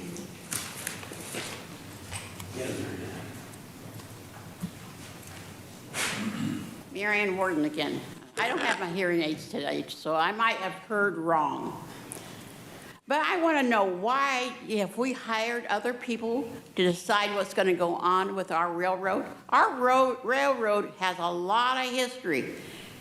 Read some of our newspapers and you'll find the history of our railroad. Ask her. She knows enough. Margaret should know. It's part of her history. We worked on this parking lot. Why didn't we decide on that waterway, whatever, long time ago? Why change state railroad way, which is on Steinbach's books, to Station Place? Doesn't make sense, people. That's part of our history. Very much part of our history. Don't let anybody else come and tell us to change our history. And that was not actually mine, but the people that lived here in Salinas were born here. And whatever happened to the train that was supposed to come here, that we spent a lot of money, thousands and thousands of money to come from Gilroy to here and then to Monterey or whatever. You were on that, you were on the city council then. That's what we should be working on, getting a train over here to get some of the people off the highway to go back and forth to the city. Please, don't go changing names and stuff. Lincoln, I was on the committees, traffic committee, when we tore out those buildings and made the streets. At one time, we were going to have an overpass from Salinas Street on over. But, you know, don't hire other people to decide what's going on in our city. That's not right. That's a waste of money, people. Thank you. Thanks, Marianne.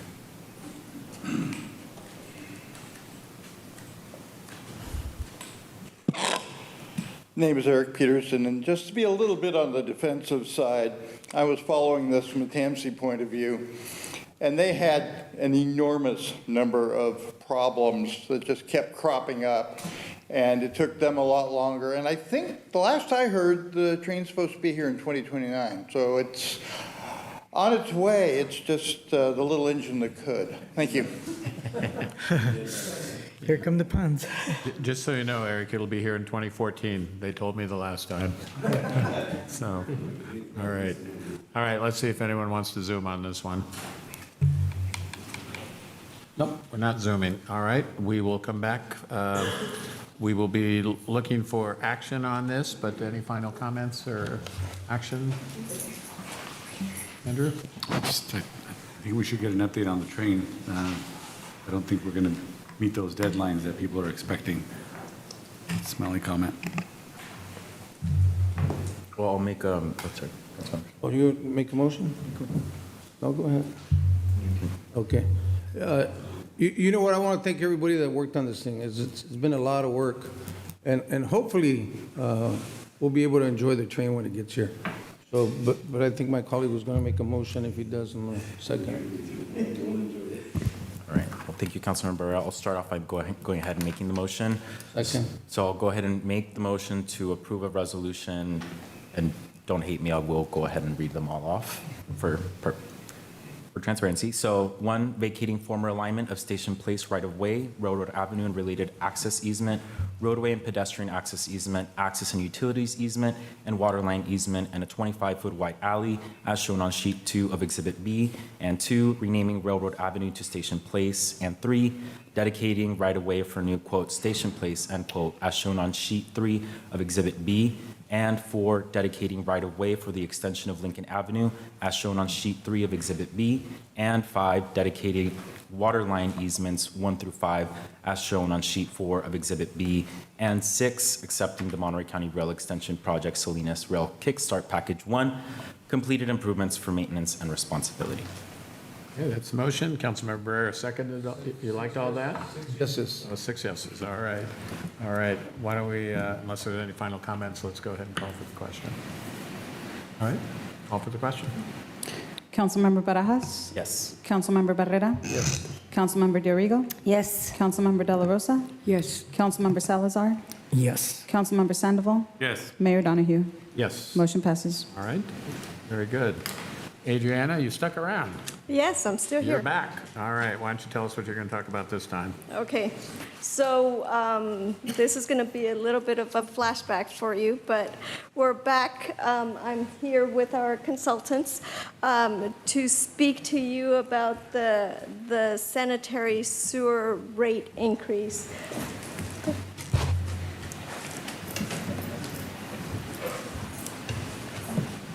Okay, so we're going to run through this relatively quickly because you've all seen this already, but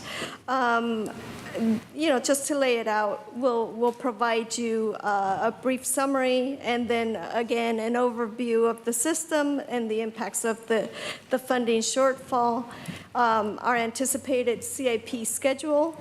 And then Andrea Reese is here, and she will speak with regards to the sewer rate study that has been updated, and that's why we are presenting to you again. And then what our next steps are. So very briefly, the sanitary sewer master plan update was adopted in May 2023. In April, we began this effort of the sewer rate study. And then in September, the sewer impact fee was updated. We did have a bit of a concern come up in December when the sewer fund, which is the fund that is used to fund all of the activities and all the improvements of the sewer, was downgraded in December of last year. And then we came before you and the Finance Committee in March and April to present the various stages of this sewer rate study. So what's happened since, and you'll see kind of off to the side here, the change that has been made is we now have this category within our sewer rate schedule called special users. This was something that was flagged to us once the notices were sent out by Monterey One Water. And we will speak to that a little bit more in the presentation. But what's going on is basically we then did an update. We revised the sewer rate study because of these special users, and we are before you again. So again, the service area, for the sanitary sewer is over 12,000 acres. That is approximately 280 miles of gravity sewer mains, and in addition to that, there's force mains and 11 lift stations. The existing sewer flows are estimated to carry approximately 10.5 million gallons per day, and then an additional 2.3 million gallons per day are estimated from the future growth area north of Baranda. The sewer master plan was developed, and it looked at both the existing system and the maintenance that needs to occur to the existing system, along with capital improvement programs that are required to facilitate the future growth. Now, previously we had told you that the sewer fund is it has a shortfall this year. It is anticipated that we're going to have, this is an updated number, that we're going to have a $335,000 shortfall that's shy of the $400,000 we had estimated earlier this year. And what that has cost, and some of the images that you've seen here and that I'm presenting again, is, we have had failures in our system. Most of these were addressed as emergency repairs, and the reason for that is because since February 2012, the service rate has not changed. At that time, it was set to $5.45 per month for a residential unit or equivalent dwelling unit. And part of this basically comes down to an underfunded, system, and that's where we're at, where we don't fund sufficiently, and we are not able to get in front of it in order to not have these disasters happen. So how do we move forward? We have a plan to move forward. The capital improvement projects were outlined in the sewer master plan. We have delineated at what point we are planning to move forward with each of these for the next 10 years. And the projects that you see that are going on right now, fiscal year 24-25, we still have a couple of them that are ongoing. Those are occurring because of ARPA. That was ARPA funding, so that wasn't part of the sewer funds. So now I'm going to pass it over to Andrea, and she will speak with regards to the sewer rate study. Thank you very much. Good evening, and I've been here before and talked to you on this before, so I'll attempt to be brief.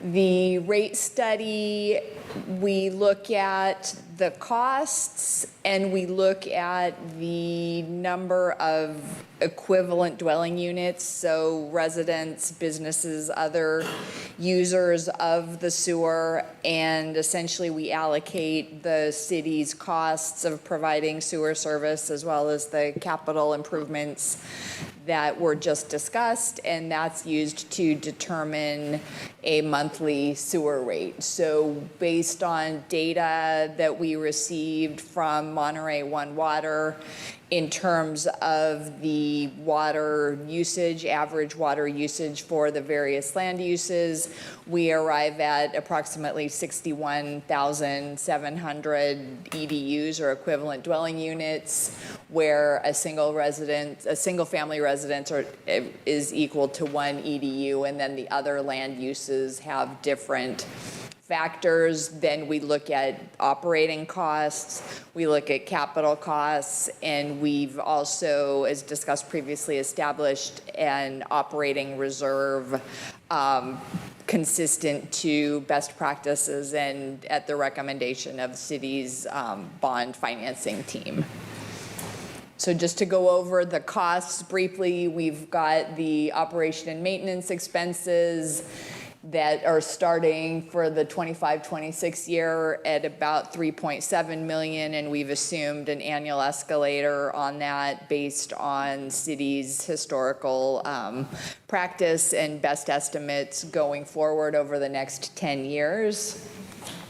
We also, as was just mentioned, have included capital costs over the next 10 years in the model. This is the annual cost. And the estimate over the 10-year period is just under $115 million. This is the cumulative capital outlay, and again, gets to the $115 million.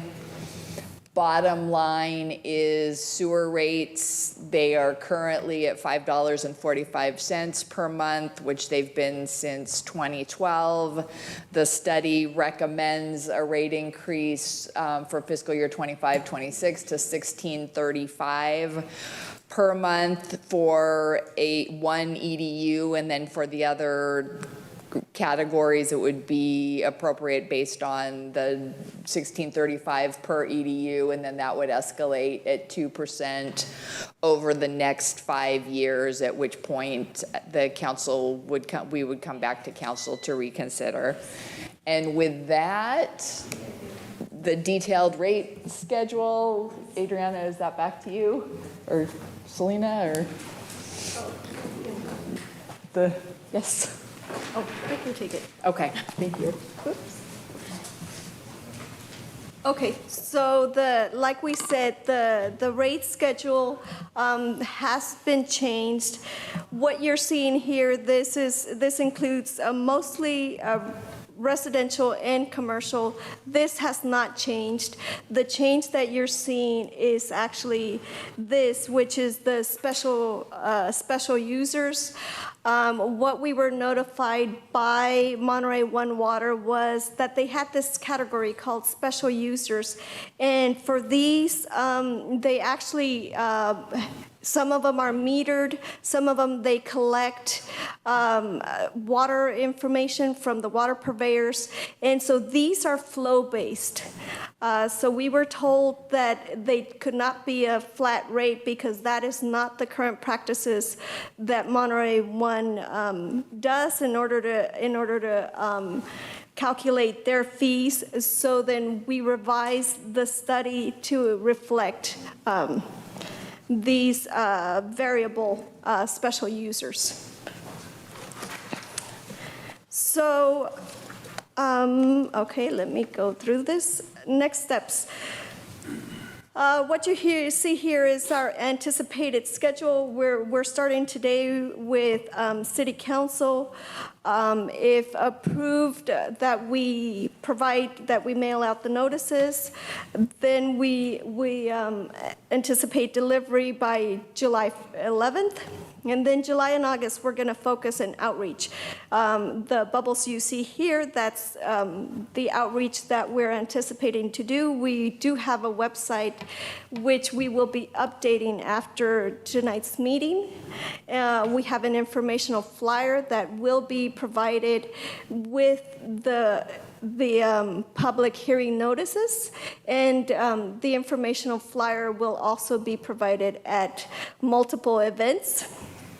And we're going to be participating in a number of community meetings. I've been speaking with my colleagues in the Library and Community Services Department. I've been speaking with Community Development. So we're going to be tagging along in a bunch of meetings to get the word out. We're also going to be tapping social media, and we're going to be doing community events. So with that, on July 31st, we have our first major event, which will be an infrastructure meeting that will focus on specifically our sewer system. After that, we're going to come back to you because you did ask us to basically provide assistance. And so we're going to come back to you in August, September timeframe to establish an assistance program.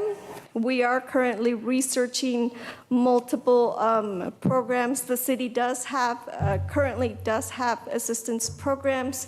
So we're looking at those. We're looking at other jurisdictions to hopefully come up with a palatable assistance program.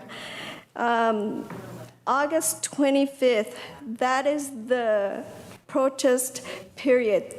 That's when it ends. So we will be collecting all the questions, and we will be collecting, counting all the protests that we receive at that point. And then we're coming back to you on September 23rd for the public hearing and sewer rate adoption or request of that. And if adopted, then the new rates would be effective October 1st. Our public hearing notice will look a little different than what you had seen previously. This is what, it's a little more technical in nature, but it will have also, like I said, informational flyer to go with it so that it's a little easier to read. But it provides all the information that is required. With that, tonight, I am asking you to approve a resolution directing staff to distribute the Proposition 218 public hearing notices for the proposed sanitary sewer rate increases based on the updated sewer rate study and revised sewer rate schedule, with the public hearing to be held on September 23rd, 2025. And if I may, I just want to add that there is an updated notice that's on the dais. There were some minor issues that needed to be corrected, and so we wanted to make sure that the public and this council have the correct updated notice that will be distributed as you consider this action tonight. Thank you. Correct. Thank you, Chris. All right, let's see if there are any questions. Margaret? I guess just around the protest period ending on August 25th, what exactly does that look like? So if you get is it based on a percentage of people that protested or don't agree with the increases? How does that affect the decisions that are made or that timeline? I'm just curious about the protest itself. How does that work? Correct. So the protest has to be 51. So it has to be the majority rejecting the proposal. Okay, and I mean, I understand the whole concept, as you know, we've met many times about this. We have an aging system, obviously. We have some very high upfront costs that we have to put out there so we don't have these emergency fixes. And I'm assuming that those are built into these numbers as well. Like, let's say a system does fail between now and 5 years from now, do we have adequate funds to be able to fix that? Correct. So that's part of what Andrea spoke to. We are basically adding a reserve within the fund so that we can address emergencies that are not scheduled. Okay, thank you. Gloria? Thank you so much again for the report, and yes, but it's very important, and thank you that you're doing all this outreach, that everyone in our city needs to know about this. I mean, whatever we could do, we have neighborhood groups that are active. I think we need to go to them, and they need to help us, if they can, to get this message out, because we don't want anybody to say, they didn't come knocking at my door, I didn't know the rates were going up. And that's where the outreach comes in, to explain why these rates are necessary. So, thank you. And yeah, that's my only question is when are we going to get started doing that outreach?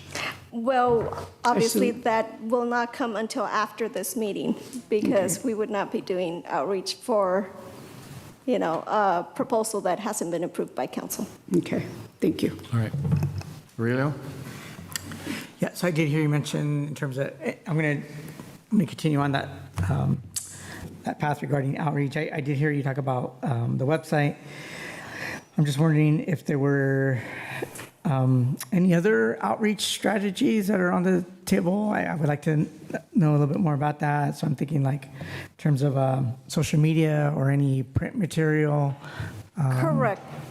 So that's exactly what was in that slide. Basically, we have the website, we have an informational flyer that will be distributed, that will be available throughout the city. We are going to be participating in a number of community meetings and community events, and we will be putting this out through social media as well. And in the past, when we've done this sort of outreach, and I'm going to pick on the website here, what's been the general response? So if we have a website up and it's providing information and we're asking people to give us their input, I mean, are we talking about hundreds of people providing feedback to us? Is it thousands of residents? Whenever it comes to doing outreach and having like a website, and I bring this up because I'm not the biggest fan of a website. It's very static. It just sits there, as opposed to like real, true, like authentic, face-to-face interactions with people. So I don't receive any of the data with regards to, we don't have a tally on our website to see how many people are accessing the website. I know that we do let people know that we do have a website that is bilingual, that has additional information. So other than that, I'm sorry, I can't really answer to how many people, go to our website. Thank you. Okay. Jose? Thank you, Mayor. Quick question. Earlier in your presentation, it's not on any of the slides, but you mentioned the date July 31st as a community meeting. Was it specific to just infrastructure in general or just specific to this topic tonight? Well, the request was made that we present to the public, right, for Public Works. The request that I'm making is that it be focused on the sanitary sewer system. And so that's what we're moving forward with. Okay. Have we identified the location or have any further Yes. details to share? Yes, it's going to be July 31st at 6 p.m. at the Bread Box. Okay. Thank you for that clarification. And then just one last quick question, and it's on the protest itself. If I could get a little bit more clarification on what the difference between the protest and the objection process is. I think I get it, but just the protest requires 50 plus 1% in order for it not to move forward, but it's not very clear how a written objection kind of factors into that, if at all. So the written objection and the protests, council member, would be considered as part of the same bundle with respect to that 50% threshold. The difference is a protest can be as simple as someone saying, I protest the proposed rate increase. The written objection, if you recall from the report and the action that you took at your last council meeting, was something new under state law under AB 2257. So the city voluntarily adopted this process to allow folks to submit written objections to the proposed rate increase, but the criteria for them to object is a little bit stricter. And they have to specifically demonstrate in writing how they think the proposed rate increase is not consistent with Proposition 218. And so those written objections would be considered by the city, and we have to provide a written response to those objections. There's no obligation to provide a written response to the protests. But as I mentioned at the outset, they're both considered as part of the same bundle with respect to that 50% threshold for moving forward. Okay, thank you for that clarification. You're welcome. And then just one last question. Just reading the line verbatim, if there is a majority protest, the city is prohibited by law from approving the updated sewer rates at that time. So that being at that time, what's kind of the cool-off period before the city is able to explore pursuing rate increases again? Well, I think we would take some time to evaluate the reason for the protest and then bring something back after a reasonable period of time when we've done our due diligence to try and present this back to the council. My questions. Thank you. Councilmember Barrera. Thank you. Mr. Mendez, during the period of August through September, they're going to be discussing the rate assistance program. Any idea how you think that looks? We don't. The budget, as you recall, you approved $150,000 in the budget to go to this program. I mean, there might be an opportunity for more, but we need to bring the program to you. It's going to be very...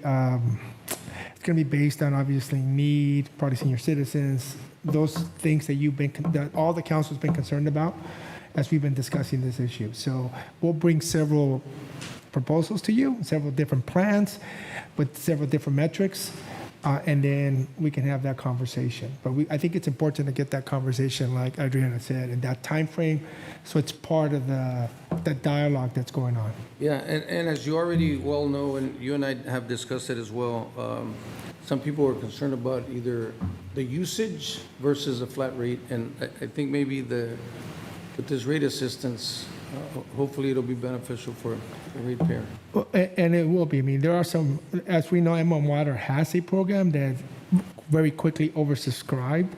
I would tell you the $150,000 that's in the budget is more than Salinas has ever contributed to this sort of type of program. And so I think it's a great start. This is a little different than some of the other assistance programs that we've been discussing. So. Yes, thank you. And I appreciate you letting us know that July 31st is going to be the community meeting at the Bread Box. Any idea, now that we know the date and the place, how far in advance are we going to start promoting it out there? And let me tell you what my concern is.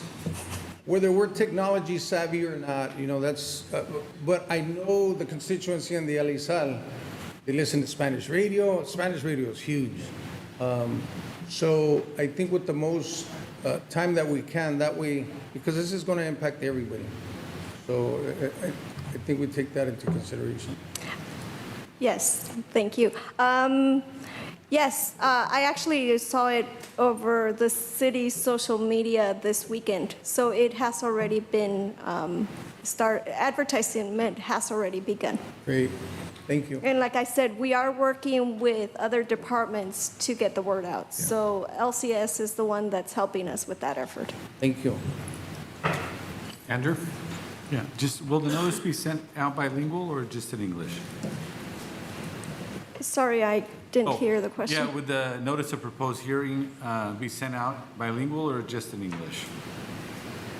The notice itself is sent out in English. We will have a Spanish translation on our website, and we also have the informational flyer that provides all of the information, or a lot of the information, both in English and Spanish. Is there a particular reason we can't just include that in the mailing, or?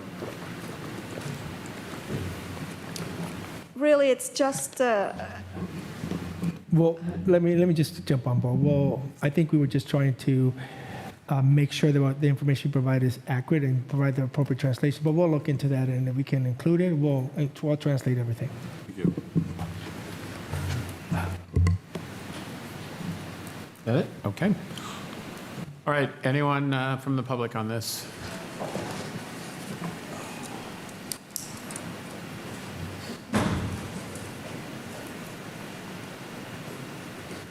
Good afternoon again, Jose Guerra, Montevilla Community. We had this discussion, I think, a few months ago about this, and I don't understand why we're having a rate increase of a 13-year span where nothing was done. That's like three council members, right? I guess terms? Election cycles. 3 terms, right? Every 4 years? And we're barely getting an increase now? Come on, guys, transparency. My thing is this, you show the presentation, you don't have the website up here so people can see it on the big screen, on the, I guess on Zoom or whatever, or if they're watching on TV, on YouTube. Why don't you put that stuff up here now? I don't know why you guys don't do that. I mean, we're way too far behind, guys. I don't get it. I don't understand why we keep doing this. It's like, I don't know. And then developers, I mean, did we even talk to the developers about, the city's going to expand? Can we put some money aside for that, for this development to happen? And I keep telling you guys that nothing happens. But 2012 to now, that's crazy. And then the increase is not even a little bit. It's like almost 200% increase. 549 to 1635, I believe it is. That's crazy. And why can't we meter everybody?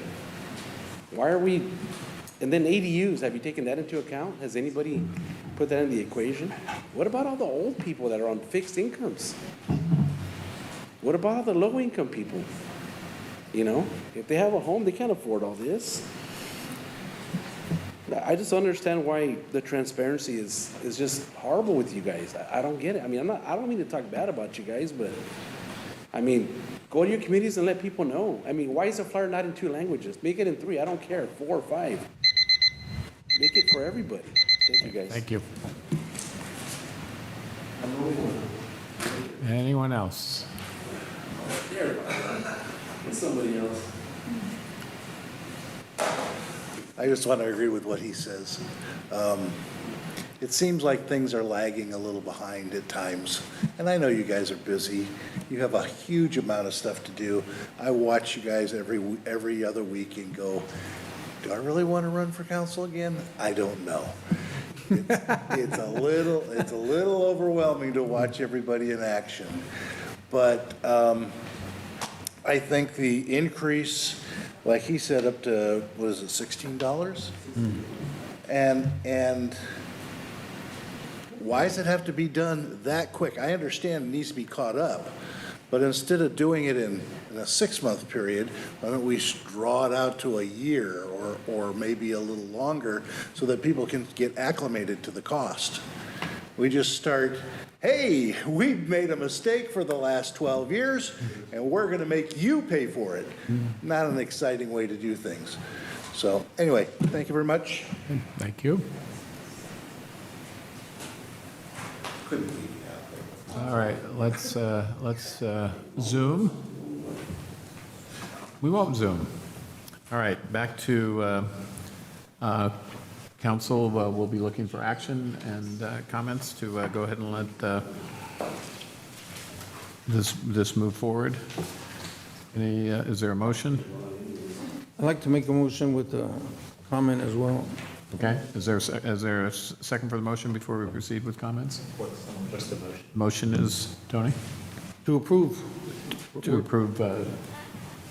I apologize. Yeah. To approve a resolution directing staff to distribute Proposition 218 public hearing notices. Okay, thank you. All right. All right, second, and then we'll go ahead with comments. Mayor, I think we heard some valid points here today. There's always a few gold nuggets that come in through, and you know what, and I like that idea where if we can make it possible, instead of a hard blow, just slowly, I don't know how that looks, I'm not the professional here. I think government, however government wants to work, we just do it. But a lot of times we don't take, at least I feel sometimes, we don't take the people that we serve into consideration. So I think whatever we can to calm the situation, because we heard a lot of financial pain. I mean, not just on this, but a lot of people have come here talking about everything is going up, and that's the reality. But if we can take care of this, because this is needed, this is critical. But at the same time, we need to be sensitive to the community, how we can help them with this. Thank you, Mr. Mendez, Mayor. Thank you. All right. Any other comments? Comments? All right, why don't we go ahead and call for the question? Councilmember Barajas? Yes. Councilmember Barrera? Yes. Councilmember Diorigo? Yes. Councilmember De La Rosa? Yes. Councilmember Salazar? Yes. Councilmember Sandoval? Mayor Donahue? Yes. Motion passes. Okay, thank you, everyone. All right, with that, we are going to proceed to the consent agenda. Matters listed under the consent agenda may be enacted by one motion unless the member of council requests a separate vote for discussion. Members of the public may comment on the consented items collectively during their public comment. Would any council member like a separate vote or discussion on any of the consent items? 232. Yes. Okay, Tony, I'm sorry, which one? 232 for comment. All right, for a comment, okay. 264. Okay. Andrew, I'll come back to you. It looks like you're looking. Any to my left? Comment on 25260. 260? Correct. Okay, just 260. I want to make sure I got it. Okay. Okay, and then Gloria? Yes, I'd like a separate vote on item ID 25-250. I have to recuse myself. Right, noted. And I'd like to make a comment on 25-223.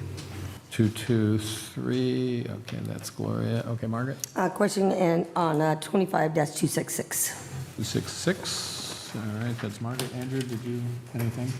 265 Okay, and 250 and 266. 266. And then 250, Andrew, did you say that? Okay. All right. 250, 266, and 265. All right. Got it. And I always need to get, best way to do this is we'll do everything and then have Gloria leave. So we'll take 250 last. 250 last. All right. Okay. You have to leave.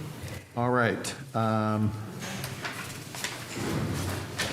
All right, let's take them from, Public comment? yep, public comment. I always get confused what order we're going to do that. Okay, public, you want to comment on this?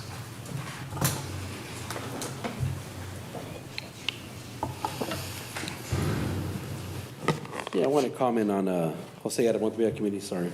Comment on 264, classification, modification of salaries and workforce adjustment over hire. I mean, I don't know how that works, but if it's an increase and getting people more money for not doing their job, I protest that. I'd rather have people that are going to be happy doing their job and they deserve the raise, they're just getting it. If that's what that is. And of course, on 250, yeah, let's get it done. I mean, we talked about this the last time we were here. Why is it still on here? I don't understand why we're going real slow. Thank you, guys. That's it. Okay, thank you. All right, anyone else from the public? Any Zoomers on the public? Nobody Zooming? All right, quiet Zoom night. All right, let's come back and we'll go from top to bottom. Gloria, you wanted to talk about 223, so. Yes, I just wanted to make a comment that since I've been going around to different city parks and looking at the bathrooms, since I have a park that needs revitalization of a bathroom, and I'm so glad that we were able to get this money, the block grant money, to do the restroom in Natividad Creek Park. So thank you. Good job. Good job. Okay, thank you. 232, and I can't read, I know Tony, just Tony, okay. All right, Tony, you were on for 232.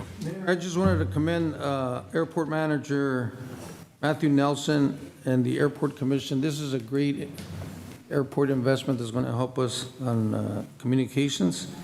So I just wanted to say thank you, and I wholeheartedly support it. Thank you. All right, very good. All right, we're holding 250 till the end, and then Aurelio, you wanted to talk about 260. Correct. Just a comment. Or a comment, okay. Are you ready now? Yeah, yeah. No, I just wanted to thank staff for bringing this forward regarding the notice of withdrawal guidelines, and just wanted to voice my support of it.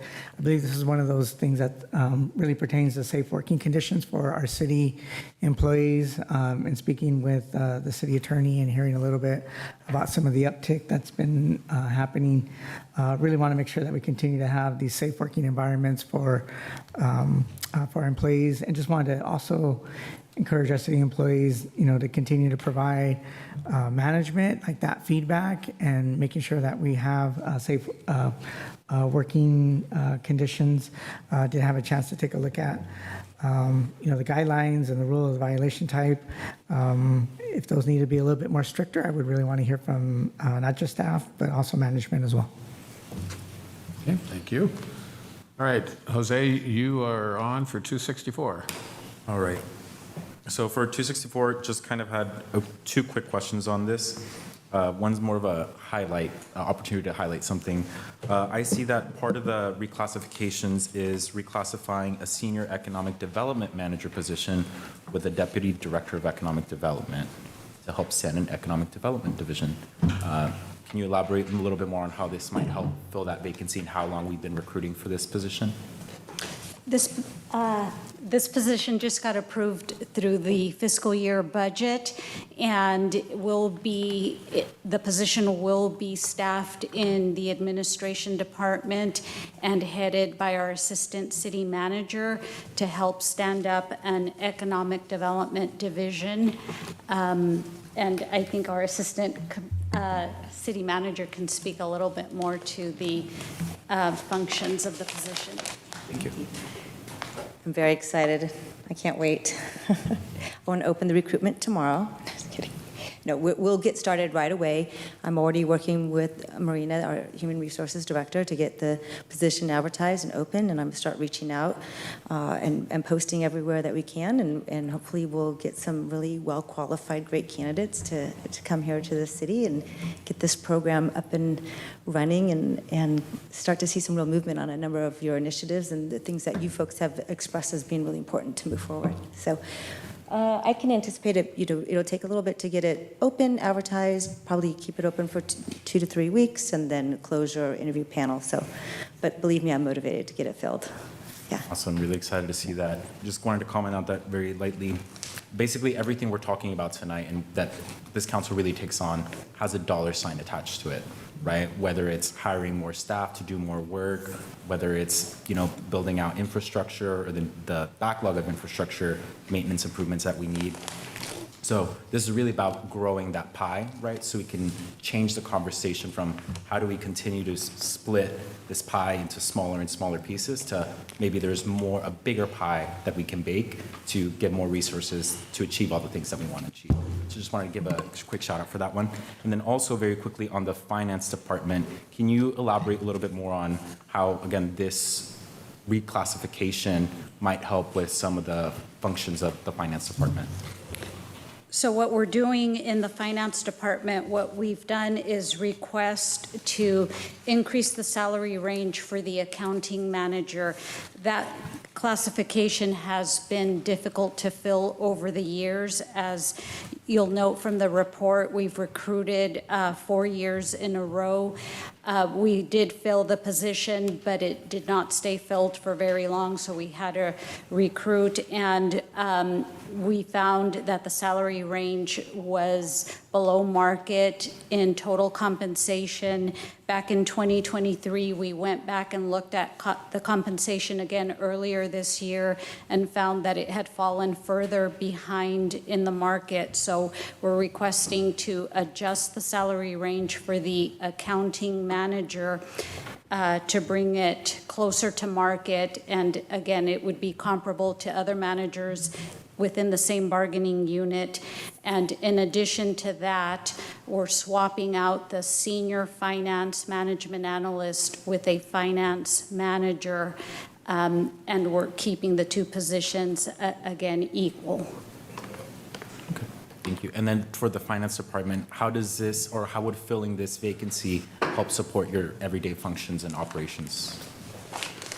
Thank you for the question, Selena Andrews, Finance Director.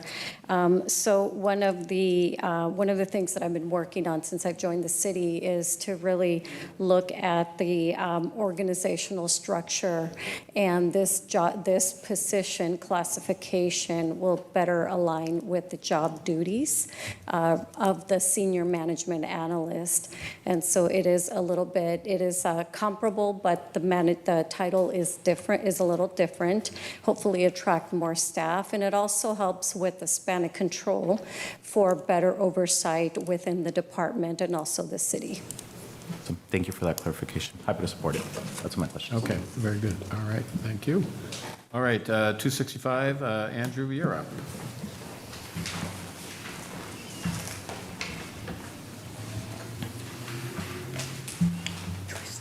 Thank you. Just a comment. I know this revolves around kind of our Salinas Connect app, and I just want to make a plug. I know we are constantly telling folks on our social media, but just for whoever's watching out there, we do have a Salinas Connect app.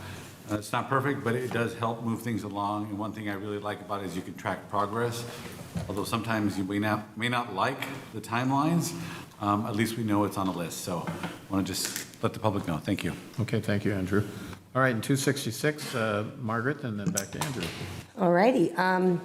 My question is, does the investment policy, does it normally come before the finance committee? Is that something that is standard, or I'm just thinking this is the first time that I've seen it, and it feels like without a presentation, it's really hard to vote on something that I'm not very familiar with, so I wanted to get some clarification on that. Thank you for the question, Councilmember Diarrigos. So it is a good idea going forward. It will come to the Finance Committee. And just to basically call out, the only changes we're making are to follow California government code. So there isn't anything outside of that we're doing. And it was reviewed by our consultant that we work with, basically our investment advisor. So it is a good idea. We will do that going forward. It didn't happen the prior year. We did have a finance director vacancy. So I'm sure there were a lot of things that we could have, that we will continue to improve upon in the coming years. Okay, that's good. Yeah, I would like to make that request. Definitely, I think it's something that we should be able to review. Just being new to the Finance Committee and new to council, I didn't know if there was a standard protocol or not, but it felt kind of odd to have something like this that I couldn't tell anybody what our investment policy really is if someone asked me, so felt uncomfortable about that. Chandler Asset Management, I'm assuming that's the company that is doing our investment policy strategies, and how long have we been with them? I know you're new too, so. Long-standing relationship, new? No, it is a long-standing relationship. I will have to get back to you on the number of years. Just curious, like how often that, or have we been with them for, 25 years and they've been exceptional and nothing to change? I don't believe it would be 25 years, Okay. but it has been some time. Okay. They're not new to the city. So we can, moving forward, I think that's I think they're nodding, so I got the point across. Thank you. Thank you. Okay, thank you. Andrew?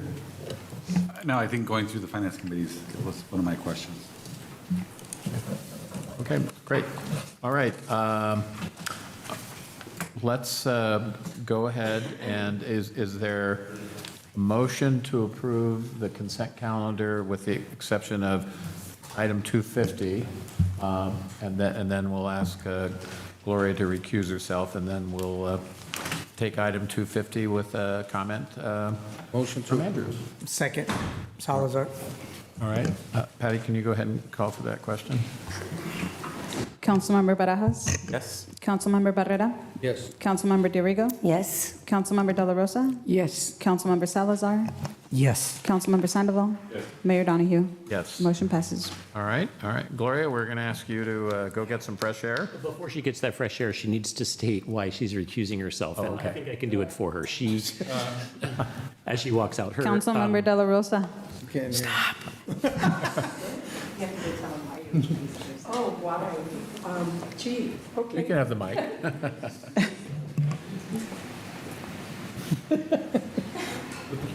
Okay. I'm a happy guy. Yeah.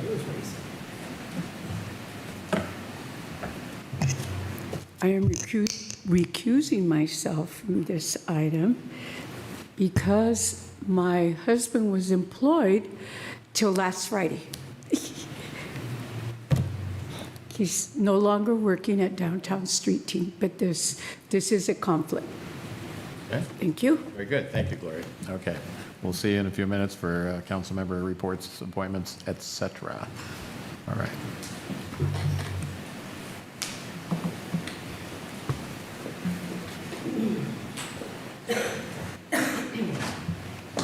Okay, Andrew, you had a comment on this?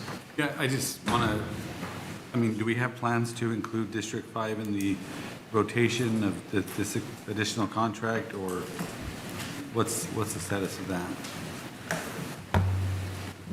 Right now, this was discussed during the budget, and if I missed it, I apologize, but there was no direction to do that. So if we want to expand, this contract does not include expanding what's currently being provided. It's being funded for that purpose. If the council wants to include this type of service to other parts of the city, then I would ask for direction to bring that back and have that conversation. And then we can talk about the appropriation, how to fund it. But I'm not saying it's a bad idea, but this contract does not include that. This is really targeted to the areas that it's reflected in the agreement. So you would need council direction to distribute these services citywide, or is that what you're saying, or direction? I would need council direction to bring back that discussion with you. What do we mean by distributing citywide? How do we fund it? We would give options and all those sorts of things. So we would need to have that conversation.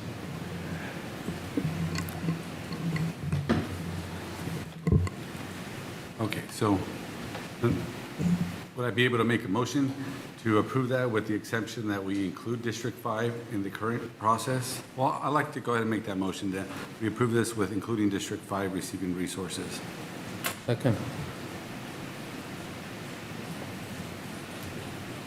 I'll make a substitute motion to approve the contract as is.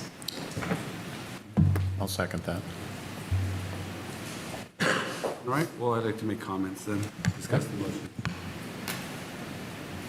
So, yeah, thank you. Yeah, so I just want to clarify, Barajas made a motion not to include District 5 and the mayor as well, is that correct?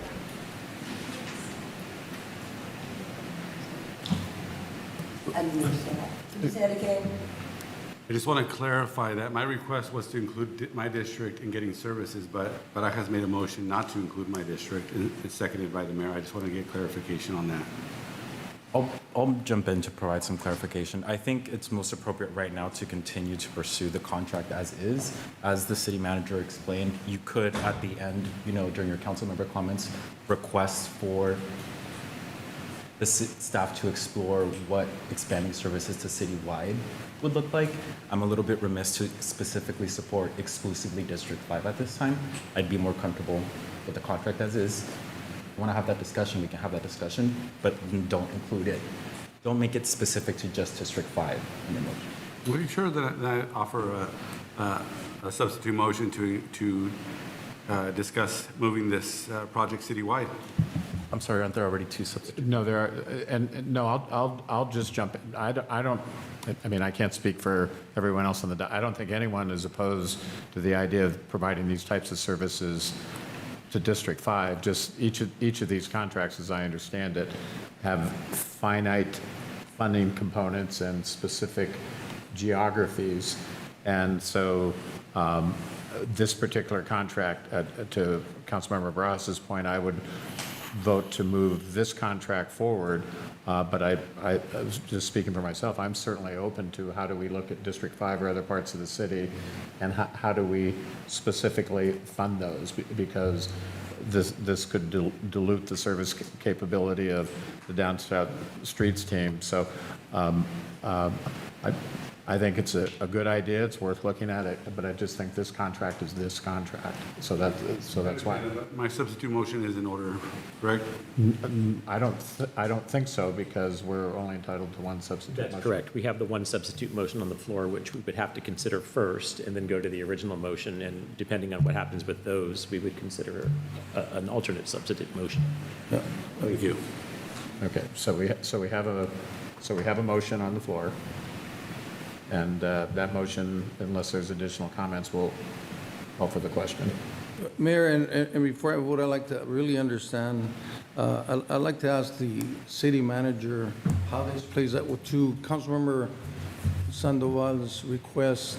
How does this play out on, well, being efficient here for the entire city? I think it plays out fairly straightforward. If the council gives me direction to bring back providing these services.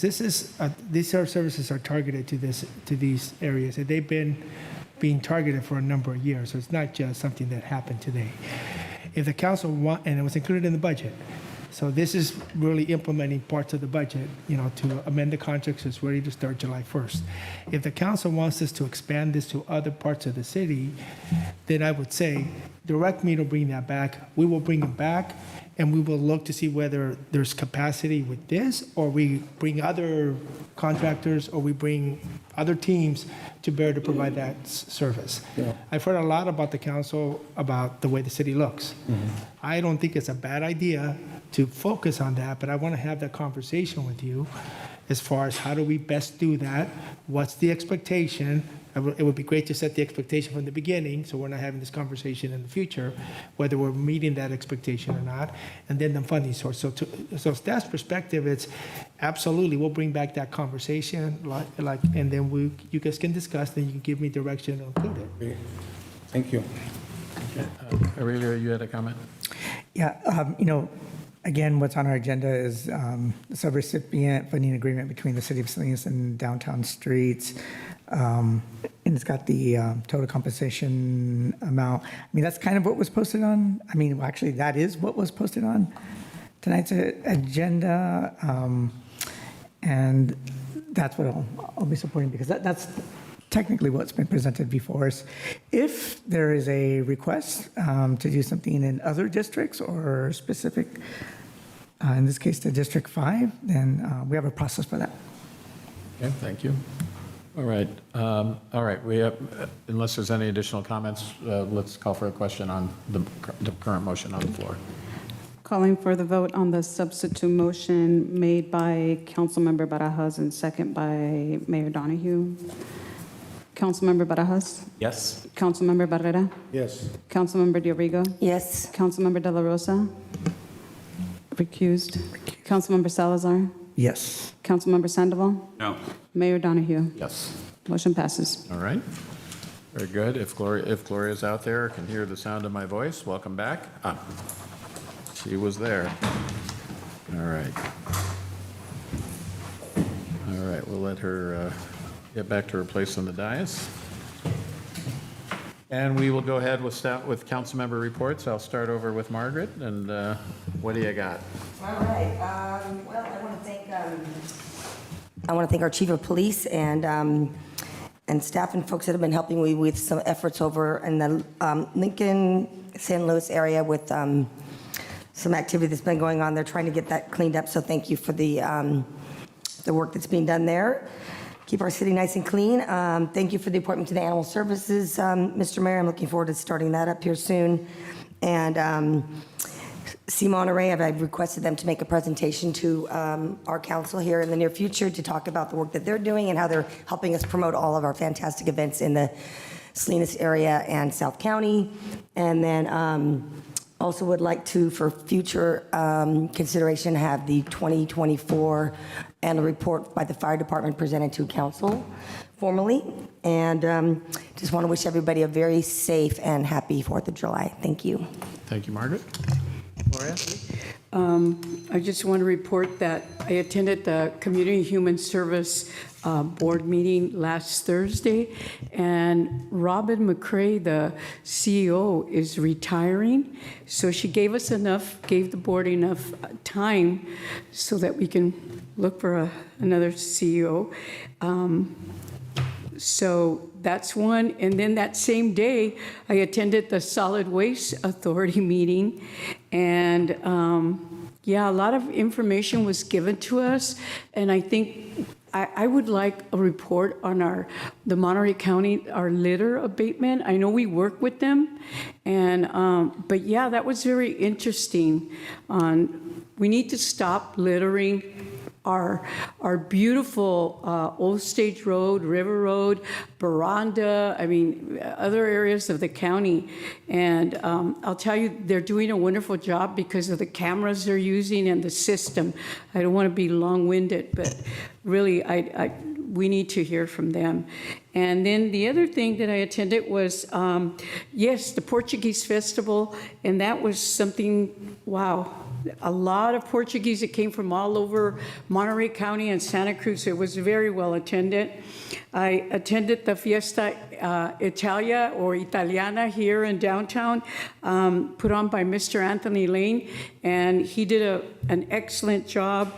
It was well attended, a lot of fun, music, food, and I'd like to really commend La Buena radio station, FM 103.5, for doing a fantastic job on La Dia de la Familia. That was very well attended also. And my only future agenda item is, again, requesting to bring, probably in August or September, we need to see the taco truck ordinance. I'd like a report on that. How many do we have, and all the ones that are roving all over the city? Thank you. Aurelio? Yes, just want to thank staff for putting together the Amoat Salinas Neighborhood Trash Disposal and Community Cleanup on June 21st. It was well organized. I mean, just watching the flow, it was very easy. People coming in, coming out, and being able to get rid of everything from tires to bed mattresses to boards, electronics. Great to see all of that happening, people coming in and coming out. Nice flow. Just wanted to send a shout out to all the guys that I saw from Sun Street Centers that were out. helping out, and then staff just, being very helpful and informative and assisting people as they were coming in and dropping off. So just want to thank everyone for putting that together. Also had an opportunity to attend the Festa Italia on Saturday, the 28th. Want to give a shout out to Pascual Esposito. I mean, great singer. It was packed. If you missed it, you need to come next year and check it out. Food was great. Entertainment was great. The weather was great. We're very lucky there that day, and kudos to everyone that made that event possible. Again, if you haven't heard or if you missed the first part of today's meeting, got the California Rodeo, July 17th to the 20th. Come check it out. Bring your family and friends. And as you know, this Friday, we got the 4th of July. Just want to remind everyone again, be safe. That includes our firefighters. We know it'll be a busy night that night. And also just want to thank the chief for the invitation to the 4th of July barbecue. So I will be there, and I will bring an appetite as well. And then just want to close with sending my thoughts and prayers to the firefighters up in Idaho, Battalion Chief Frank Harwood, age 42, very young, and Battalion Chief John Morrison, 52. Both lost their life in response to a fire as a result of an ambush. And as some of you know, Engineer Dave Teisdal was injured and hospitalized. Hopefully he makes that out well. Just want to acknowledge and thank all of our firefighters, no matter where you are, and everything you do to protect our city and fire areas. Okay. All right, Jose. All right, thank you, Mayor. I'll go ahead and start off. I recently had an opportunity to do a homeless services tour with Councilmember De La Rosa, Assistant City Manager Murphy, and HCD staff member Mr. Mark Gallegos. It was a really eye-opening opportunity to get to learn a little bit more about the different homeless services providers, what the work that they do entails, being on the ground, being face-to-face, and really getting a little bit more of a ground perspective of what these services entail and what impacts, future decisions from this council, particularly in the coming months, will have on this particular issue in our community. And I also want to give a huge shout out to our SORT team for helping address some of the homeless encampments in District 1 recently, back in May and in June. They helped clean up some of the encampments along Creek Bridge and in Carr Lake through their health and safety days. Also want to give a report back. I know at the previous council meeting, I had requested a letter of support for the appointment of Mr. Fregoso for the public member seat on the Salinas Valley Basin Groundwater Sustainability Agency. And just want to give a shout out to Supervisor Luis Alejo on the Board of Supervisors for being the only supervisor that was strongly advocating for him. The vote did not go in our favor, so the appointment was not made, but I would strongly encourage all of my colleagues, if you have any vacancies, to please consider appointing him to any of your boards or commissions. Also had recently the opportunity to attend 3CE Energy Risk Management Committee meeting, Salinas Valley Solid Waste Authority meeting. Similar to what happened at CHS, the executive director for the Solid Waste Authority is also retiring at the end of this year. So that kickstarts a process for us to pursue seeking a new director on that body as well. Also had the opportunity to attend a Salinas Regional Sports Authority meeting, and interesting report tied to the Rodeo on that. They have an interesting partnership this year where you get free parking and free shuttle service to the Rodeo if you park over at the sports complex. So if you're trying to avoid the traffic or you're going to enjoy a drink, please be responsible, take advantage of these free opportunities, or plan accordingly for the day of. And one last thing, want to give a shout out to Salinas Business, who is in the competition for the Monterey Peninsula Chamber of Commerce Business Excellence Awards. I checked the list, and I think they're the only one that's Salinas-based. Natalie Angulo is the owner of Galaxy Party Supply over on East Salinas. She's one of the finalists in the retail, wholesale, distributors, and manufacturers category. She's competing with Costco Wholesale and the Crossroads at Carmel, right? So just want to give a huge shout out to her. She does excellent work, and I'm pretty sure all of us have seen it. They are a jump house manufacturing company, so they build all their jump houses in-house. If you have a jump house, they'll fix it for you. They do that locally. They build piñatas, they do balloons and arrangements, and you've probably seen the arrangements throughout our community at different events, like the, sorry, I'm almost 3 minutes, like the Alisal High, I don't know what it's called, but when you go, like when the football team goes under like that thing. Underground. The underground, yes, they help build those as well. So yeah, just wanted to give them a huge shout out. And lastly, would like to ask for a buddy, this is my one request for tonight, to withdraw our $500,000 from Monterey Bay Economic Partnership for their local housing trust fund. Thank you. Yes. And Tony? Yes, thank you. I just want to share with my colleagues, the last two commission meetings, they didn't have a quorum. I think as an elected body, we need to be, this is our responsibility, it's not the staff's responsibility. Library, Parks and Rec Commission, no quorum. The PCAC, no quorum. So I think we need to be on top of that. So I encourage all of my colleagues. Also, Monterey Salinas Transit just had a groundbreaking on the SURF, Busway and Bus Rapid Transit project. Eventually, that will continue from Marina all the way to Seaside. 4th of July, fireworks extravaganza, Salinas Sports Complex this Friday. They say that they open at 5:30, so anybody like to attend that. Also, the Monterey Salinas Transit just received a national, this is not a state, national recognition from coast to coast, all the way to the Mississippi. Let me tell you what it is. This prestigious national award recognizes exemplary performance in efficiency, effectiveness, innovation, and service delivery. Well, it sounds like the city of Salinas, and highlights the significant impact our system has made advancing public transportation. So congratulations to all the staff at Monterey Salinas Transit. Also on the 4th of July, I will be going on a police ride-along. I will have my fluorescent vest so they can see me. So it should be, hopefully it'll go great. And Mayor, one last thing. There was a person that came to the podium today. I think it's fair. Since the audience gets 2 minutes or whatever, I think it's only right if our comments, if we get 2 minutes as well. I think it's only fair, so hopefully, yeah, because some of my colleagues are long-winded, so maybe 2 minutes. So food for thought. Thank you. We have a decorum committee. We'll take it to committee. All right. Very good. Thank you, Councilmember. Councilmember Sandoval. Well, since we don't have that established yet, I will take more than 2 minutes, Councilmember Barrera. No, I had oh, Patty started the timer.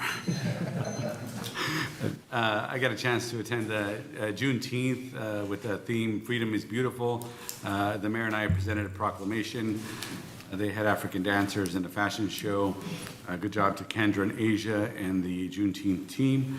I also got a chance to visit Northgate Park. I got to ride the slide, ride the swings, and do the obstacle course. I tried the rope web, but I didn't quite make it to the top, and I survived.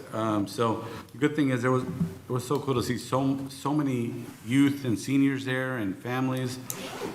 I also want to share some of the good work that the Historic Resource Board is doing. They have a survey. It's on our City of Salinas website, and it's in English and in Spanish. And there also is like a frequently asked questions section. So I encourage everyone to check that out. And I'd just like to remind the mayor, I think Councilmember Barajas has mentioned the appointment of Mr. Fregoso. District 6 has had a long time vacancy on Measure E, and so I think we'd support that appointment. And I just want to get clarification. It's a request to agendize the removal of MBEP money. That's the request to agendize that discussion. my understanding that the request is to look at the $500,000. I'm actually trying to research it. We might have never provided them the full $500,000. So I'll bring that back. There was somebody, just to clarify. For discussion, okay, Yes. thank you. And then, let's see. All right, yeah, and just in closing, I just want to mention that, in this last month, we had the passing of two longtime community advocates, as well as Alice Bendola, but we also had Florence Ferreira, which was a longtime educator and community advocate, and Manuel Valencia Sr., longtime barber, also community advocate. And so I just want to honor them and tell them thank you very much for their service. All right, thank you.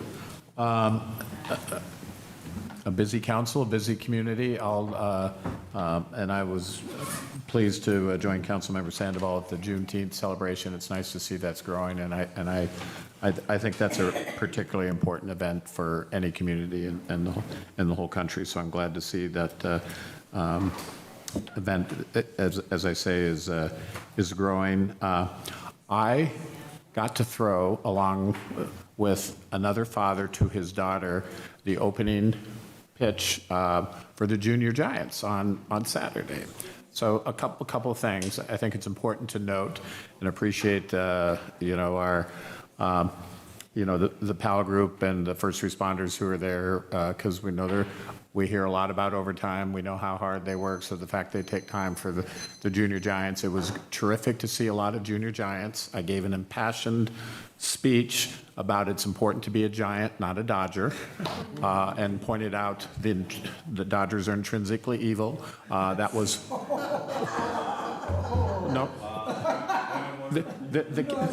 No. The kids need to know. So, and it was well received. And then I threw out the first pitch. I'm pleased to say it was a strike. But I am forced to note for the record, I was only 10 feet away, so I couldn't miss.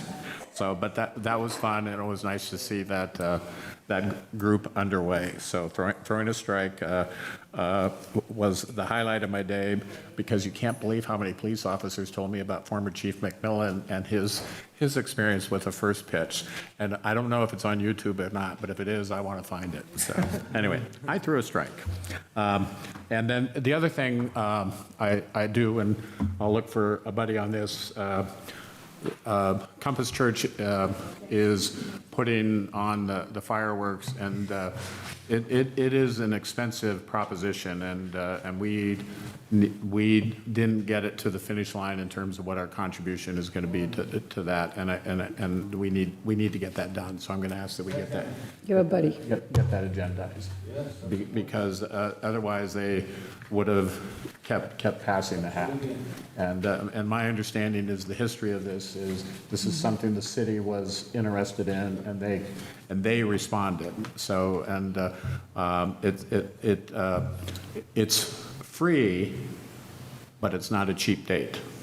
And we need to get that addressed sooner rather than later. So right now, they've made an act of faith. Everything will come out all right in the end. So, but having said that, I think it's a great event, brings the community together, and it sounds like there's going to be a lot of folks and a lot of fun out on the 4th. And last time I checked, it was either part of the Declaration, Constitution, or one of the Founding Fathers' wishes. We're supposed to celebrate the 4th, so let's make sure we do that. And with that, I think we are adjourned, and we are not back until August 8th? 12th? That's even better. Absolutely, yeah. So we'll be back August 12th. So this is our version of Schools Out for Summer, and then let's Andrew. Thank you for remembering those important people in our community, and so let's finish with a moment of silence.